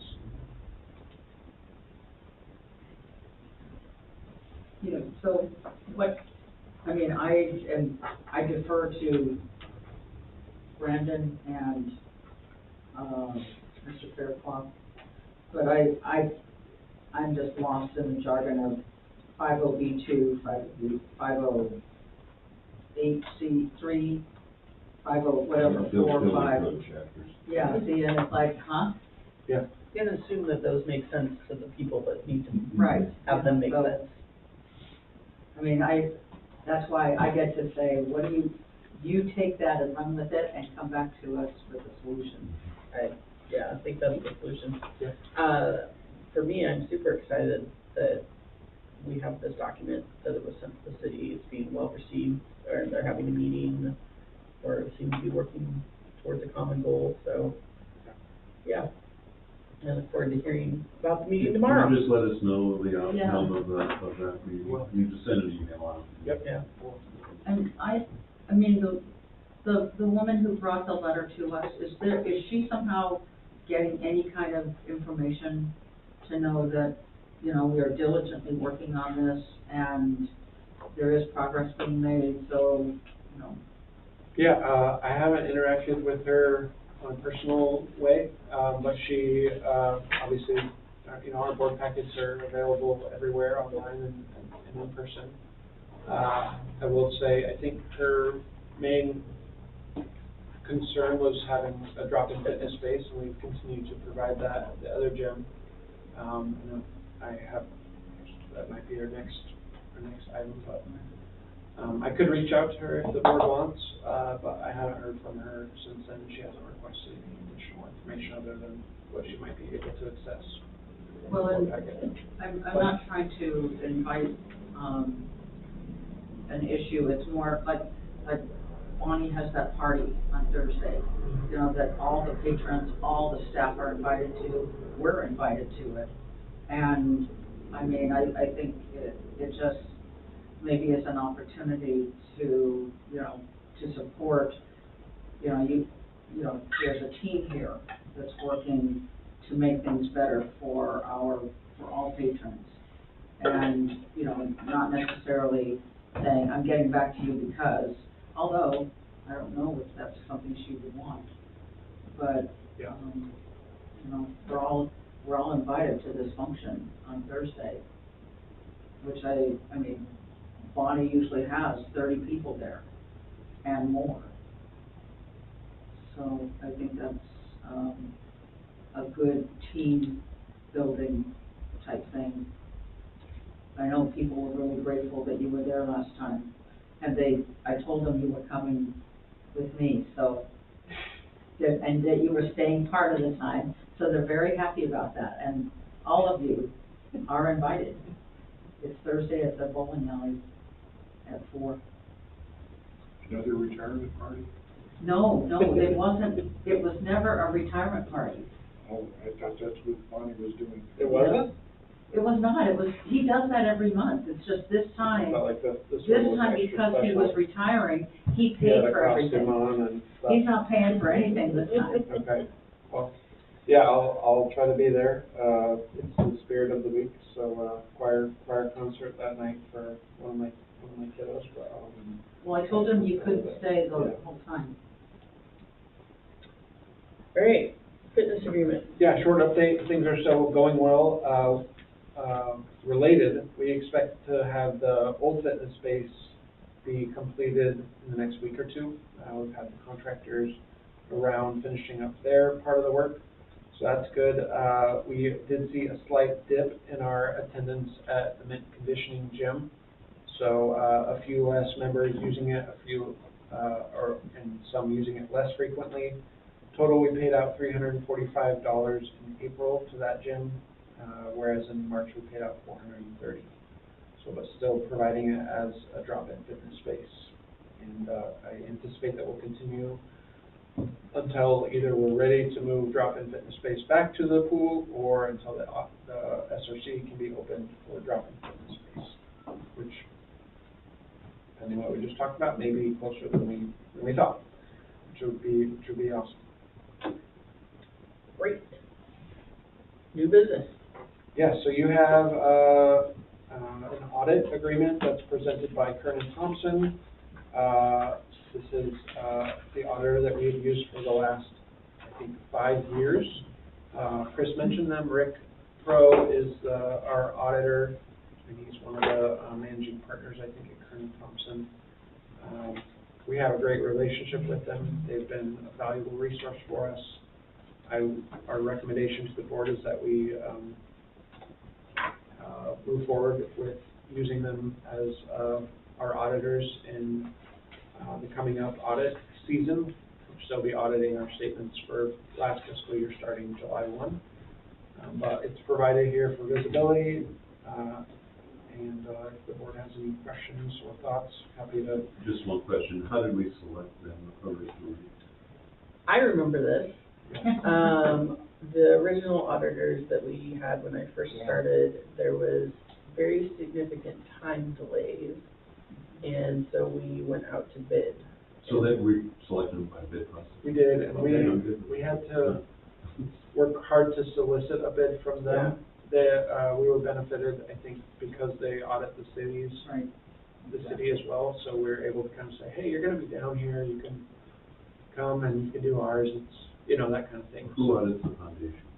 They also audit the foundation. And then will they prepare the tax return for the foundation? They don't, Chris prepares. Yeah, that's what I heard, I was just wondering why can't the accountants do the? I think, when we started that relationship with them, it was, the fees for doing so were maybe, yeah. Okay. So we felt like that was something that our accounting person could do in-house. I would say, having experienced the previous relationship and experienced our relationship with Kernan, Thompson, I have had no issues. I think he reaches out every year. Well, if you have a good auditor, it's hard to get rid of them. Yeah. I've been around long enough to remember all that. I'm very grateful to Yeah. have this team. I think it's been a beneficial relationship. That, If we selected them by bid, that's all, that's fine. yeah. Well, there's just something reassuring when people are trying to figure out what's going on with what our history had been, and we have an auditor that is the same with the city. And that's a trusted body, and our audits are clean, and it just reinforces that, you know, we're on track and we're transparently a body that you can trust. Well, if Chris is operating like I think he is, he's probably talking to the auditor all throughout the year, so we make sure that Well, our documents are in order before it comes time for the audit. I mean, you'll hear Chris mention, Rick suggested we do this or do it that way or whatever, so yeah, they are in communication for sure. So I'll move that we, let's see if I want to phrase this correctly. We enter into an agreement for the annual audit with Kern Thompson. Kern and Thompson. Well, it's just a triangle. I know, I never know how to frame it. On the agenda, it says Kern and Thompson, but I can't make a triangle in Microsoft Oh, Word. but in their signatures block, it's Kern and Thompson. Yeah. Kern and Thompson. And All I right. second that. Thank you, Sue, thank you, Kyle, all in favor signify aye. Kyle, Sue, Frank, Aye. aye, Aye. Russ, great. Aye. Yeah, I've been personally happy with them. Okay, executive director report. Yeah, so just a few things to share in terms of my report. First is, this was, and still is, unofficial results, but want to congratulate Sue and Celeste and Michael for their re-election campaign. From what I heard, they ran a strong campaign and Very. received. CNN made the call early. I contacted Sarah with, hey, can I get a poster? And well, why? I said, I want to stand out in the corner and just say, hey, it is me, but I didn't have anything, so I didn't go do that. But I would like to know who the 14 write-ins were. At some point, when the results are final, we can get a list of those write-in candidates. Wasn't me, Sue. No, the part I look at is like, if it's Mickey Mouse, that's one thing, but if it is 14 people, I'd like to know what those people might have that can, We can ask them to be on the budget committee. well, so we can benefit, our future. But in all seriousness, I'm thankful for the three of you, opting in to run, and I think continuity is really beneficial, and I appreciate that. So thank you and congratulations. Stability is also a prudent word, for sure. There's been a lot of efforts on goals or key initiatives that the board set. And I keep telling myself at some point when I have, 10-ish hours free, I'm going to produce a great report for you and have it ready electronically and at the meeting. But what I tend to figure out is that I just don't have the opportunity to do that just because lots of other day-to-day demands. But I do want to share that we've been working for several months on updating our website, and about the mass notification system, which was implemented, and hopefully if you're not signed up for that, or if you're interested, I can help you with that, but that is working really well. For instance, on Monday, we were able to send out a notification to all of our patrons about the holiday schedule, because we were on holiday schedule, so a little bit different timing. Last week, we had some challenges, last week or 2 weeks ago, in the learner pool with a chemical controller, and so we were able to provide regular updates. We're using it internally for our staff group, which is really nice also, to be able to send them text from a central point is really good. But I do want to kind of preview our website, just the aesthetic of it. And I know that by doing this, I open up a can that I'm not really hoping to open up. I think some feedback is okay, but I guess I would ask the board to kind of be temperate in that feedback, so that the website project can move forward on the timeline. And we have some dates set with those folks where the website will be active and ready to launch on July 23rd. But overall, they've implemented what we've asked for, a new aesthetic, a new look. The website is going to be so much more mobile friendly and have some really cool compatibility features tying into our point of sale software, because it's the same provider. That Isaiah's over there shaking his head. I previewed it with Isaiah. He stamped it with approval today. If you give me just a second, I will see if I can pull it up here.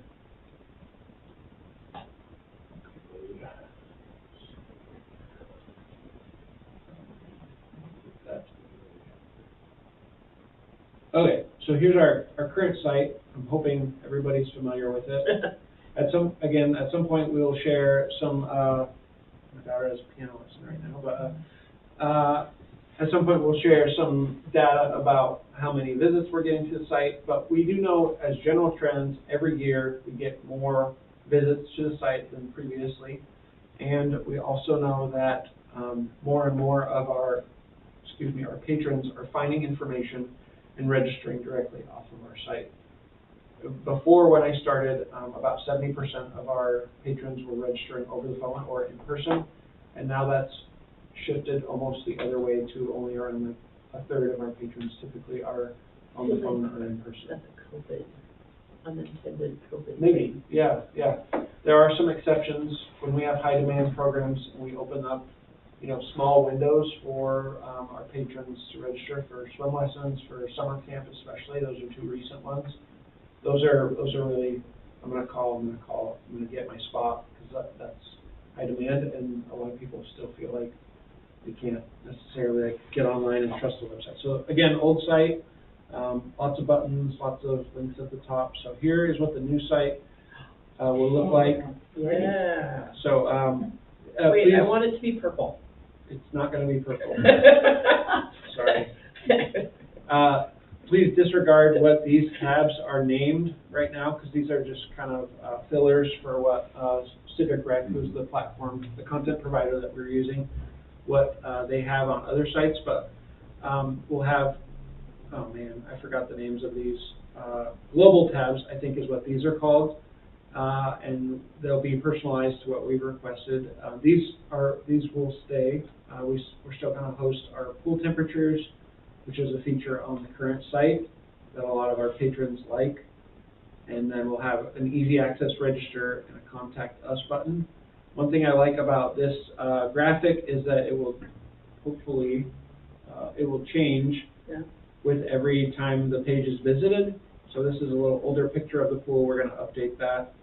But we just kind of put some stock images in there to help them generate the content. And we can also have a video playing in here, so we have some great drone footage of the district, of like Broadway Field, and we'll try to capture more imagery as we move forward. We have our social media icons up here and a search button. And then as we move down, these are the secondary tabs, I think they're called. So we've identified these 6 tabs as being probably the most important reasons that folks visit the site. So our playbook, which you have a copy of, I think, our summer guide, register, connect button, rentals, employment, and then our swim schedule. Is there a reason why employment, I'm wondering, aren't people coming looking for the swim schedule? Yeah, it's right here. No, but maybe it should move further left. Oh, I don't know if, I don't know. Yeah, we'd have to get into I don't know which one is necessarily better in terms of being on the far right. They're not ranked left to right. I can say that. So Skylar, I know you don't want feedback, but can I make one feedback? Please, yeah. The playbook. Uh-huh. I know that is a term that internally we are all very, very familiar with. Uh-huh. But if I was an external person, I would not know what that meant. Okay, that's So right. I would ponder maybe just naming it catalog. Or such a not fun word. I wholeheartedly agree and Well, what was it understand. called Schedule. Something. I love the fact that it's finally called a playbook. Well, I know, but I mean- but if you don't know what that Oh, is, right. From a communications standpoint, Catherine, you're spot on, because we don't know it's fine to have the actual guide named that, but you have to I think it's important that you have to consider the user experience. Doesn't make you want to click on it though, if you didn't know. not really. Okay, that's right. All right, good feedback. That's All right. the only thing so far. Everything The else look is amazing. terrific, though. Yes. I just want to say the look is much cleaner, Yes. and I think it's And terrific. inviting, like it looks fun. Yeah. Good. And what we were colors going and for. bright. Do you have the ability to show us on your phone what it looks like? I don't, but they showed us in the walkthrough. That Yeah. looks amazing. Okay. Yeah. I'm just curious, like how, because I know like for the high school, when I pulled up on my phone, like things kind of like shuffle Yeah. from this to like, and I mean, it works. I'm just curious what it looks As a like. person that has to access our site frequently on my mobile device, it looks so much better Awesome. than the new platform. So are those color codes gonna flow through the document? Through the website? Yeah. Yeah, the website. they are. Oh, Yeah. okay, okay. And just keep in mind, yellow and red are power colors. And that's, so you want, Yeah, we selected, these colors based on our full logo colors, as well as adding a couple of additional colors that we felt like best represented the district. So I know it's a colorful palette. No, I like it, it looks Yeah. great. Kind of have a little bit of separation with this sort of wave, that's part of the district logo. And then down here, a little more color, some clouds. We have the capacity to have kind of a slideshow built in. Yeah.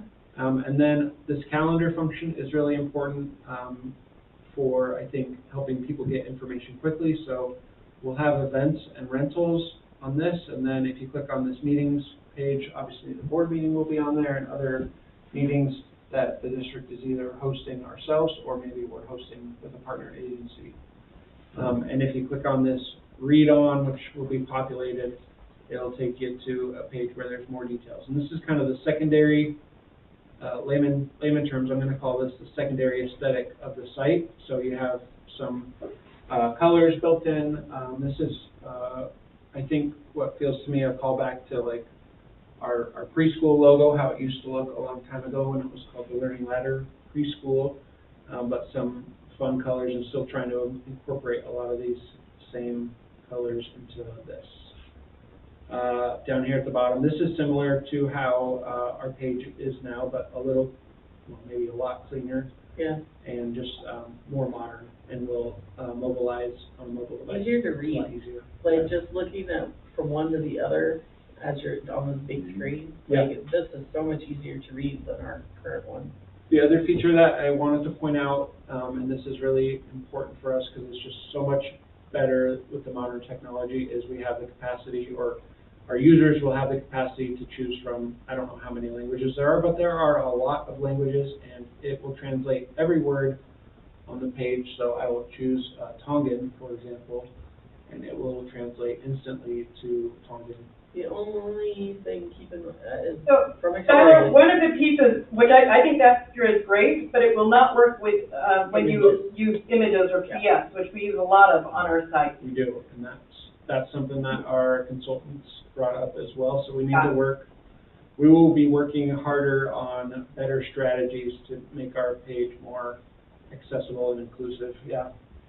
Yeah, and so one of the things that I would encourage your team to do is, I'm just cross-talking I'm looking at the old website and looking at the new layout and design, like thinking to myself, well, where would that go? So for instance, I see the wellness yoga mini retreats is one of the items that we're advertising right now, and where would that go on the new layout? Yeah.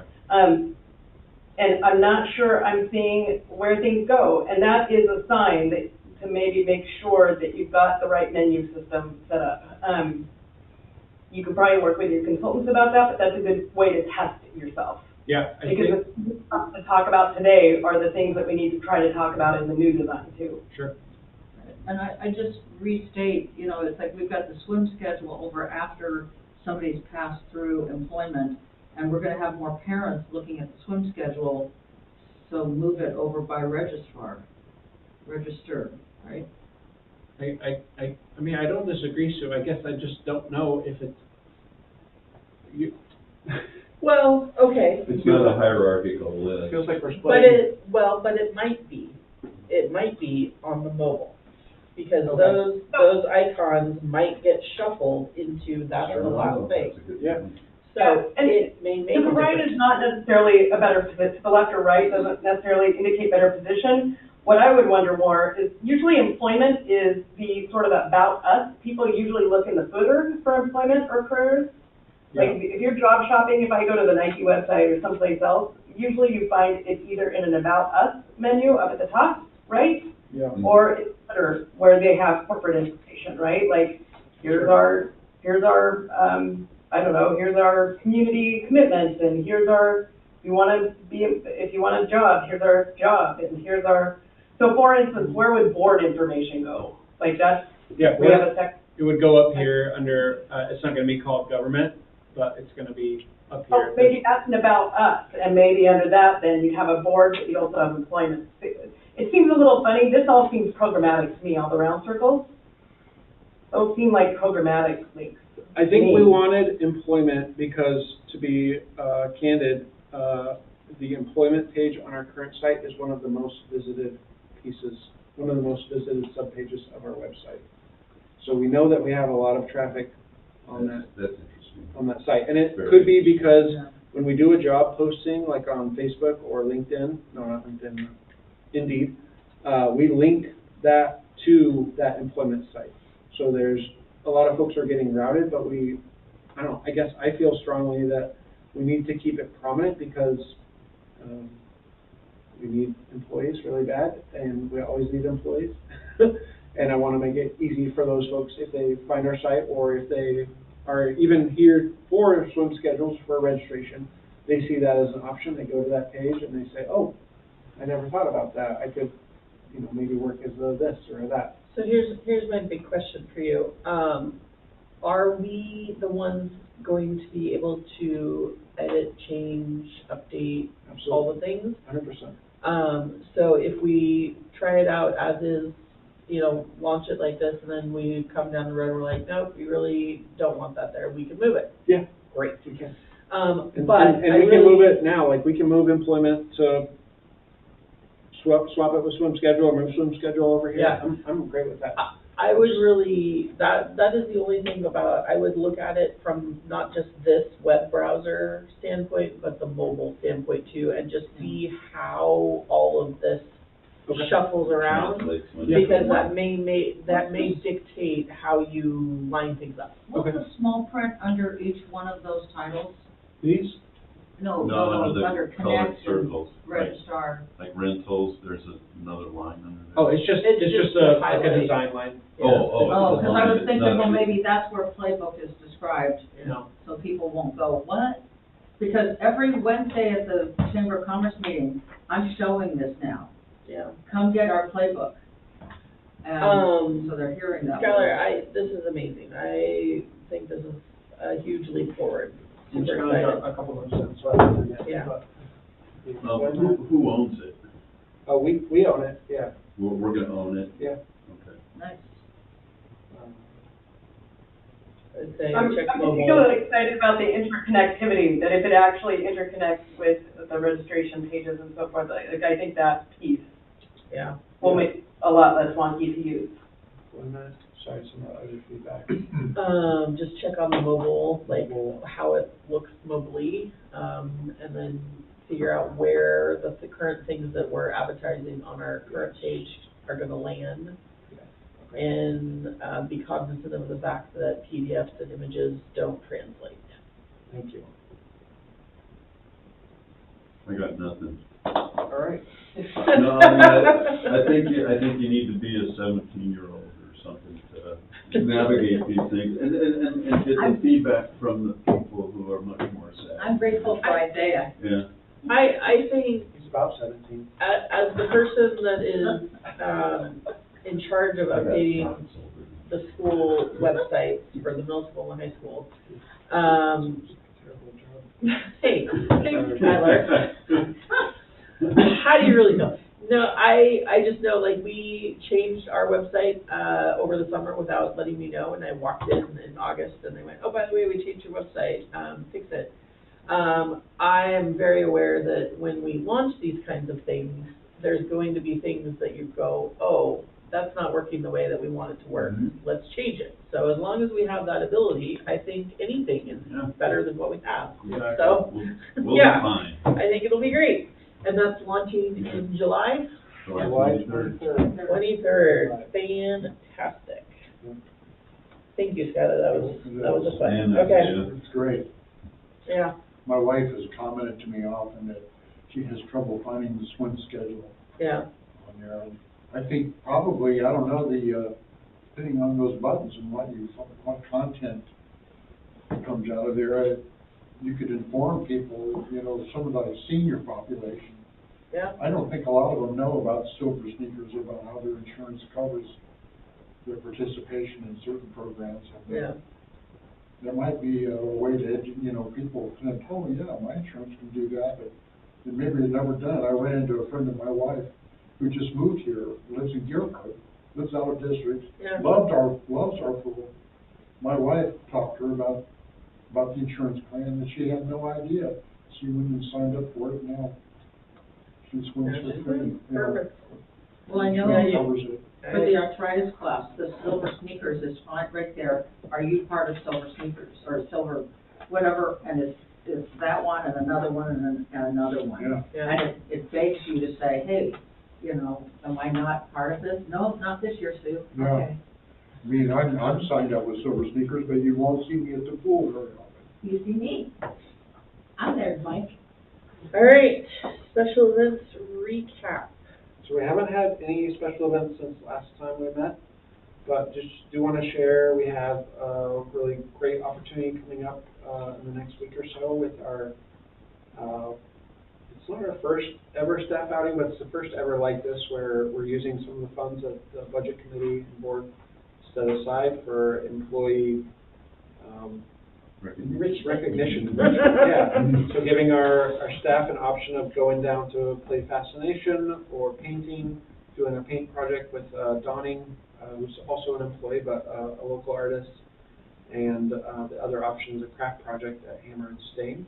So that's next Wednesday. We have, as of today, we're closing registration tomorrow, we have 38 of our employees, so over half of our employees that are signed up. So really pleased with that, and if the board would like some opportunities, I think we can make space for you if you'd like to come participate or more information. We did have our all-staff training last week, and that went really well also. A couple of special events are kind of just calendar noteworthy dates. Farmers market season will begin in a few weeks on June 18th. I think Zoe shared in an update to me that we have only one spot left for a vendor, a part-time vendor. We've done some reconfiguration of the farmers market layout because we have a whole nother parking lot now that we didn't have. And with the change of where the city located the glass recycling in the Visitors Bureau parking lot, that alleyway or throughway is now closed. And so it kind of changed a little bit of the layout, but I think it's a good change. We've had less folks cutting through, at least that part of the parking lot. And again, having the extra 25 spaces in the softball field lot is really positive. And then our June and July board meeting dates, just want to get those on calendars. I know summer is a busy time, so I encourage you to do that. I did include in the board packet our farmers market folks, Zoe and Jane, shared this presentation at a recent SDDA meeting. That's the Downtown Development Association group that meets once a week. And so just for visibility, wanted you to have that information that they shared. You've already heard from Zoe, I think, a couple times this, and Jane actually came a couple months ago, but they didn't have this presentation all the way done, although you saw What is part of that? it. Sorry, Well, it the lighting is, opens January 1, closes May 1. that's probably for vendor registration, if I had to guess. Okay.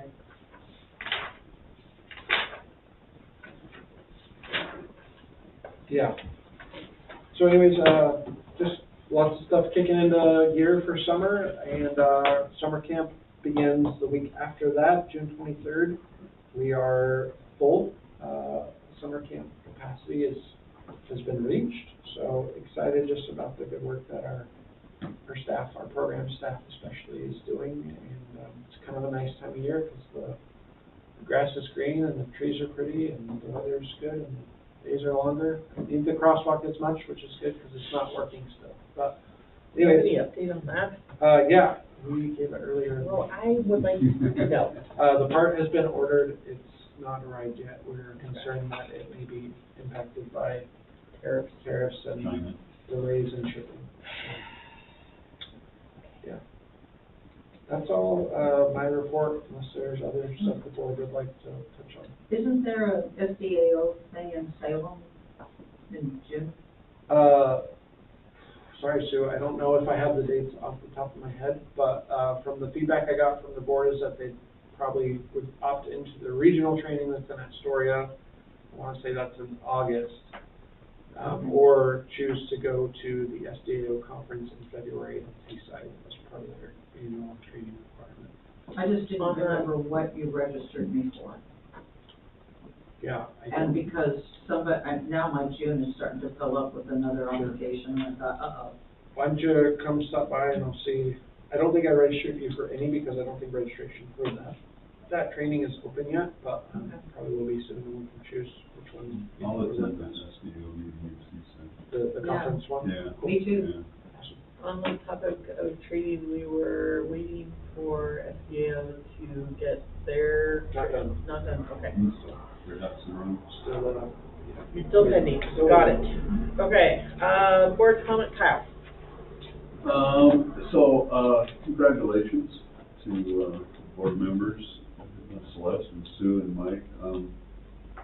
I know it was uncontested, but you still took the steps to volunteer for another 4 years. And I for one, will be honored to work with you for at least 2 more years. So thank you guys for running. I think that's important. I think we got a good team here. And I'm glad you continue. Celeste, I hope you heal. Time for another ice bag, I think, if I got my clock on right. Mackenzie, awesome. Not just Mackenzie, but I'm continually impressed by the quality and the competencies of the personnel that give presentations here. Just really evidence of a rock solid organization. I'm still interested in the whole planning aspect. I hope we can land a plane on that soon. It's time to plant a tree, I guess. We've been growing rice long enough. I really like the aesthetic of the website. I don't care what the words are quite yet, but I know you can change all that stuff. I really like the aesthetic. So that's all I have. Oh, Chris, what a rock star. He's really doing a good job. So thank Chris for us for all he's doing for ourselves. That's all I have. The written word should clean as bone.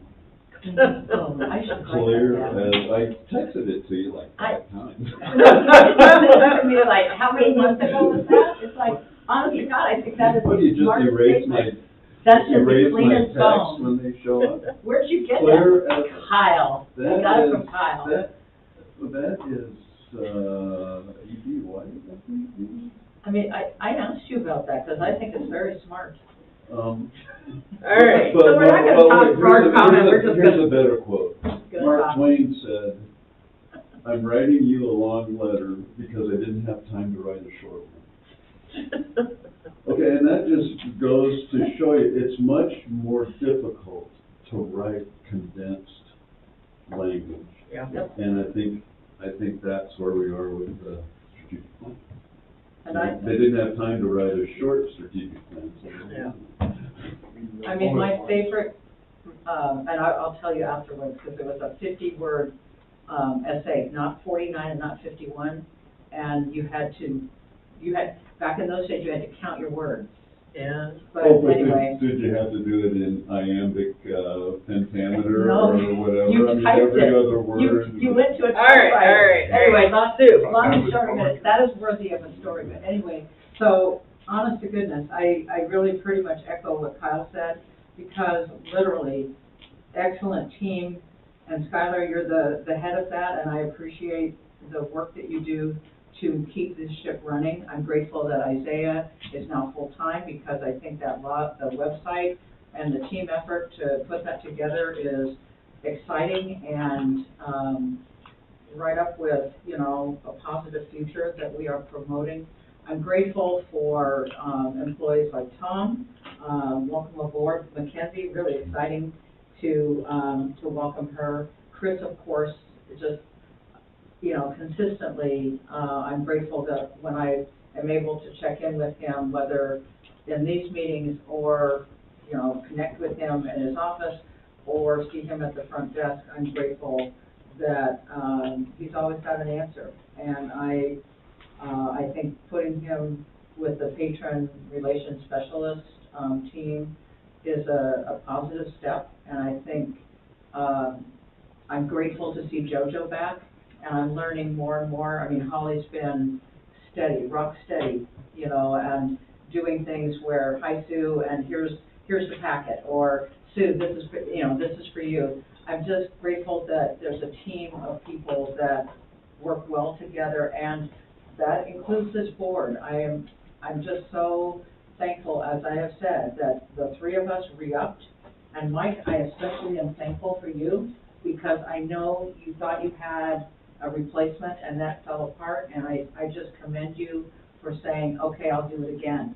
Because I think that the makeup of this board, we all have strengths, and we all bring them to the table, and we work well, we listen to each other. I don't see an ego that is like, you know, anybody here that's trying to do any of the shenanigans that we've experienced in the past. And I think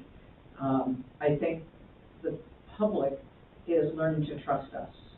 And I am curious who the 14 write-ins were, because I'm curious if they weren't, you know, because I said I didn't get out there with a sign, they don't know who I am. So maybe we'll see what that generates. The activities that we have, a full summer camp, I only had to announce it, I think, twice at the chamber meetings, and then it was done. And it's an incredible opportunity being able to have the honor to go to that and say to these wonderful people, let's talk about this Sunset Empire Park and Rec that is part of us.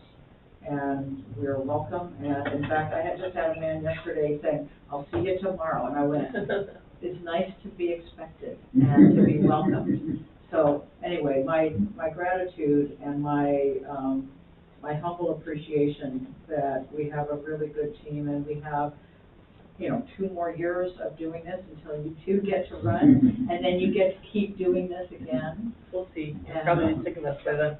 Yeah. I'm not so sure about When you say run, that. it could be run the other direction. Yeah, well, I know, I recruited you once upon a time, I will never let you go. Anyway, thank you very much, and, you know, happy summer. Thanks, Sue. All right, Mike. Thank you, Sue. It certainly has been a tour de force, with the, you know, our staff, you know, with the presentations, and, I haven't met Tom Erickson yet, but obviously he's, a credit to the staff as well. It's great to hear from Mackenzie, Chris, and, it's great to hear from Skylar.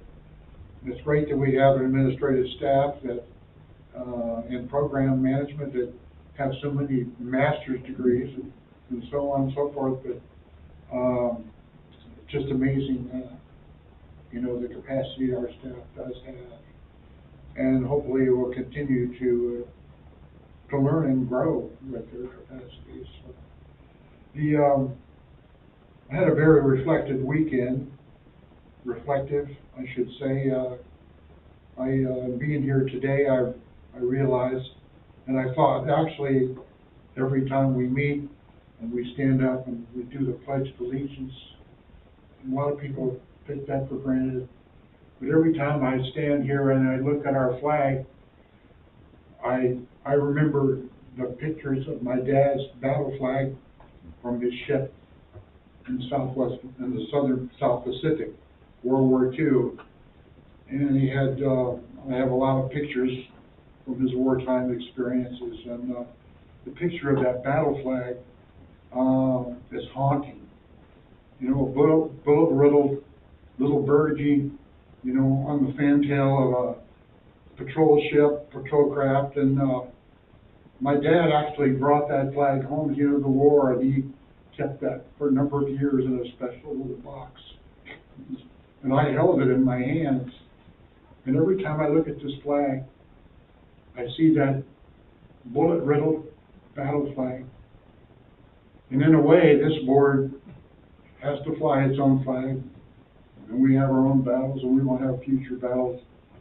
But we exist. We wouldn't exist but for this flag. And we operate under the authority, you know, under the authority of the United States government. But I don't think ever in the history of this country have we ever seen the challenge to good governance that we're seeing in this country right now. And I hope that we don't fall into that pattern and that we continue to carry our own flag and practice good governance. That's all I have to say. But we certainly need to put egos aside to do that. The people that have died for this country put their egos aside for us. Thank you, Mike. Thank you. It's a great story, isn't it? Celeste? Boy, I can't, it's hard to follow that, Mike. So thank you for reminding us all about how important it is to honor folks who fought for our country, but also I think you placed a profound analogy to good governance and our responsibilities towards that for the work we do for Park and Rec. To maintain good governance, and that was part of our commitment, I remember, when many of us first ran, is to make sure that we set down some good governance structures for this board, given the difficulties that Park and Rec had in that regard, and how important it is for us to protect that and maintain it and not take it for granted. So thanks, Mike, for bringing that up. I think it's just really important. And I'm just pleased to be able to serve again in a term with all of you great folks. And Skylar, thanks again for a really great packed agenda. It was great to hear from the two staff people today. And while I know that we are still struggling on the occupancy piece, I love the creativity of the letter that was developed and think that that provides us a good path forward. And it's fantastic to see some great progress in other areas, such as the website. Thank you, Celeste. I would just like to share, thank you, first of all, for allowing me to be a little late to the meeting, prioritize my family. I am very excited to continue to work with all of you, so thank you for running. I think we work well together, and it's a joy to come and work towards a better future for our community. So I appreciate you guys stepping up for another 4 years. I am sorry to have missed the presentations, and but just knowing those folks, I'm sure they were great, and I'm excited for Mackenzie. She's a favorite of my child, so yay for her. I'm excited to continue to work with Hearn and Thompson. I think they do a great audit. I'm excited to see the results of the letter to the city and hopefully the path forward for occupancy. We have a lot of irons in the fire that hopefully will come to fruition soon. But with that, we will see everybody in June. Meeting adjourned. Thank you.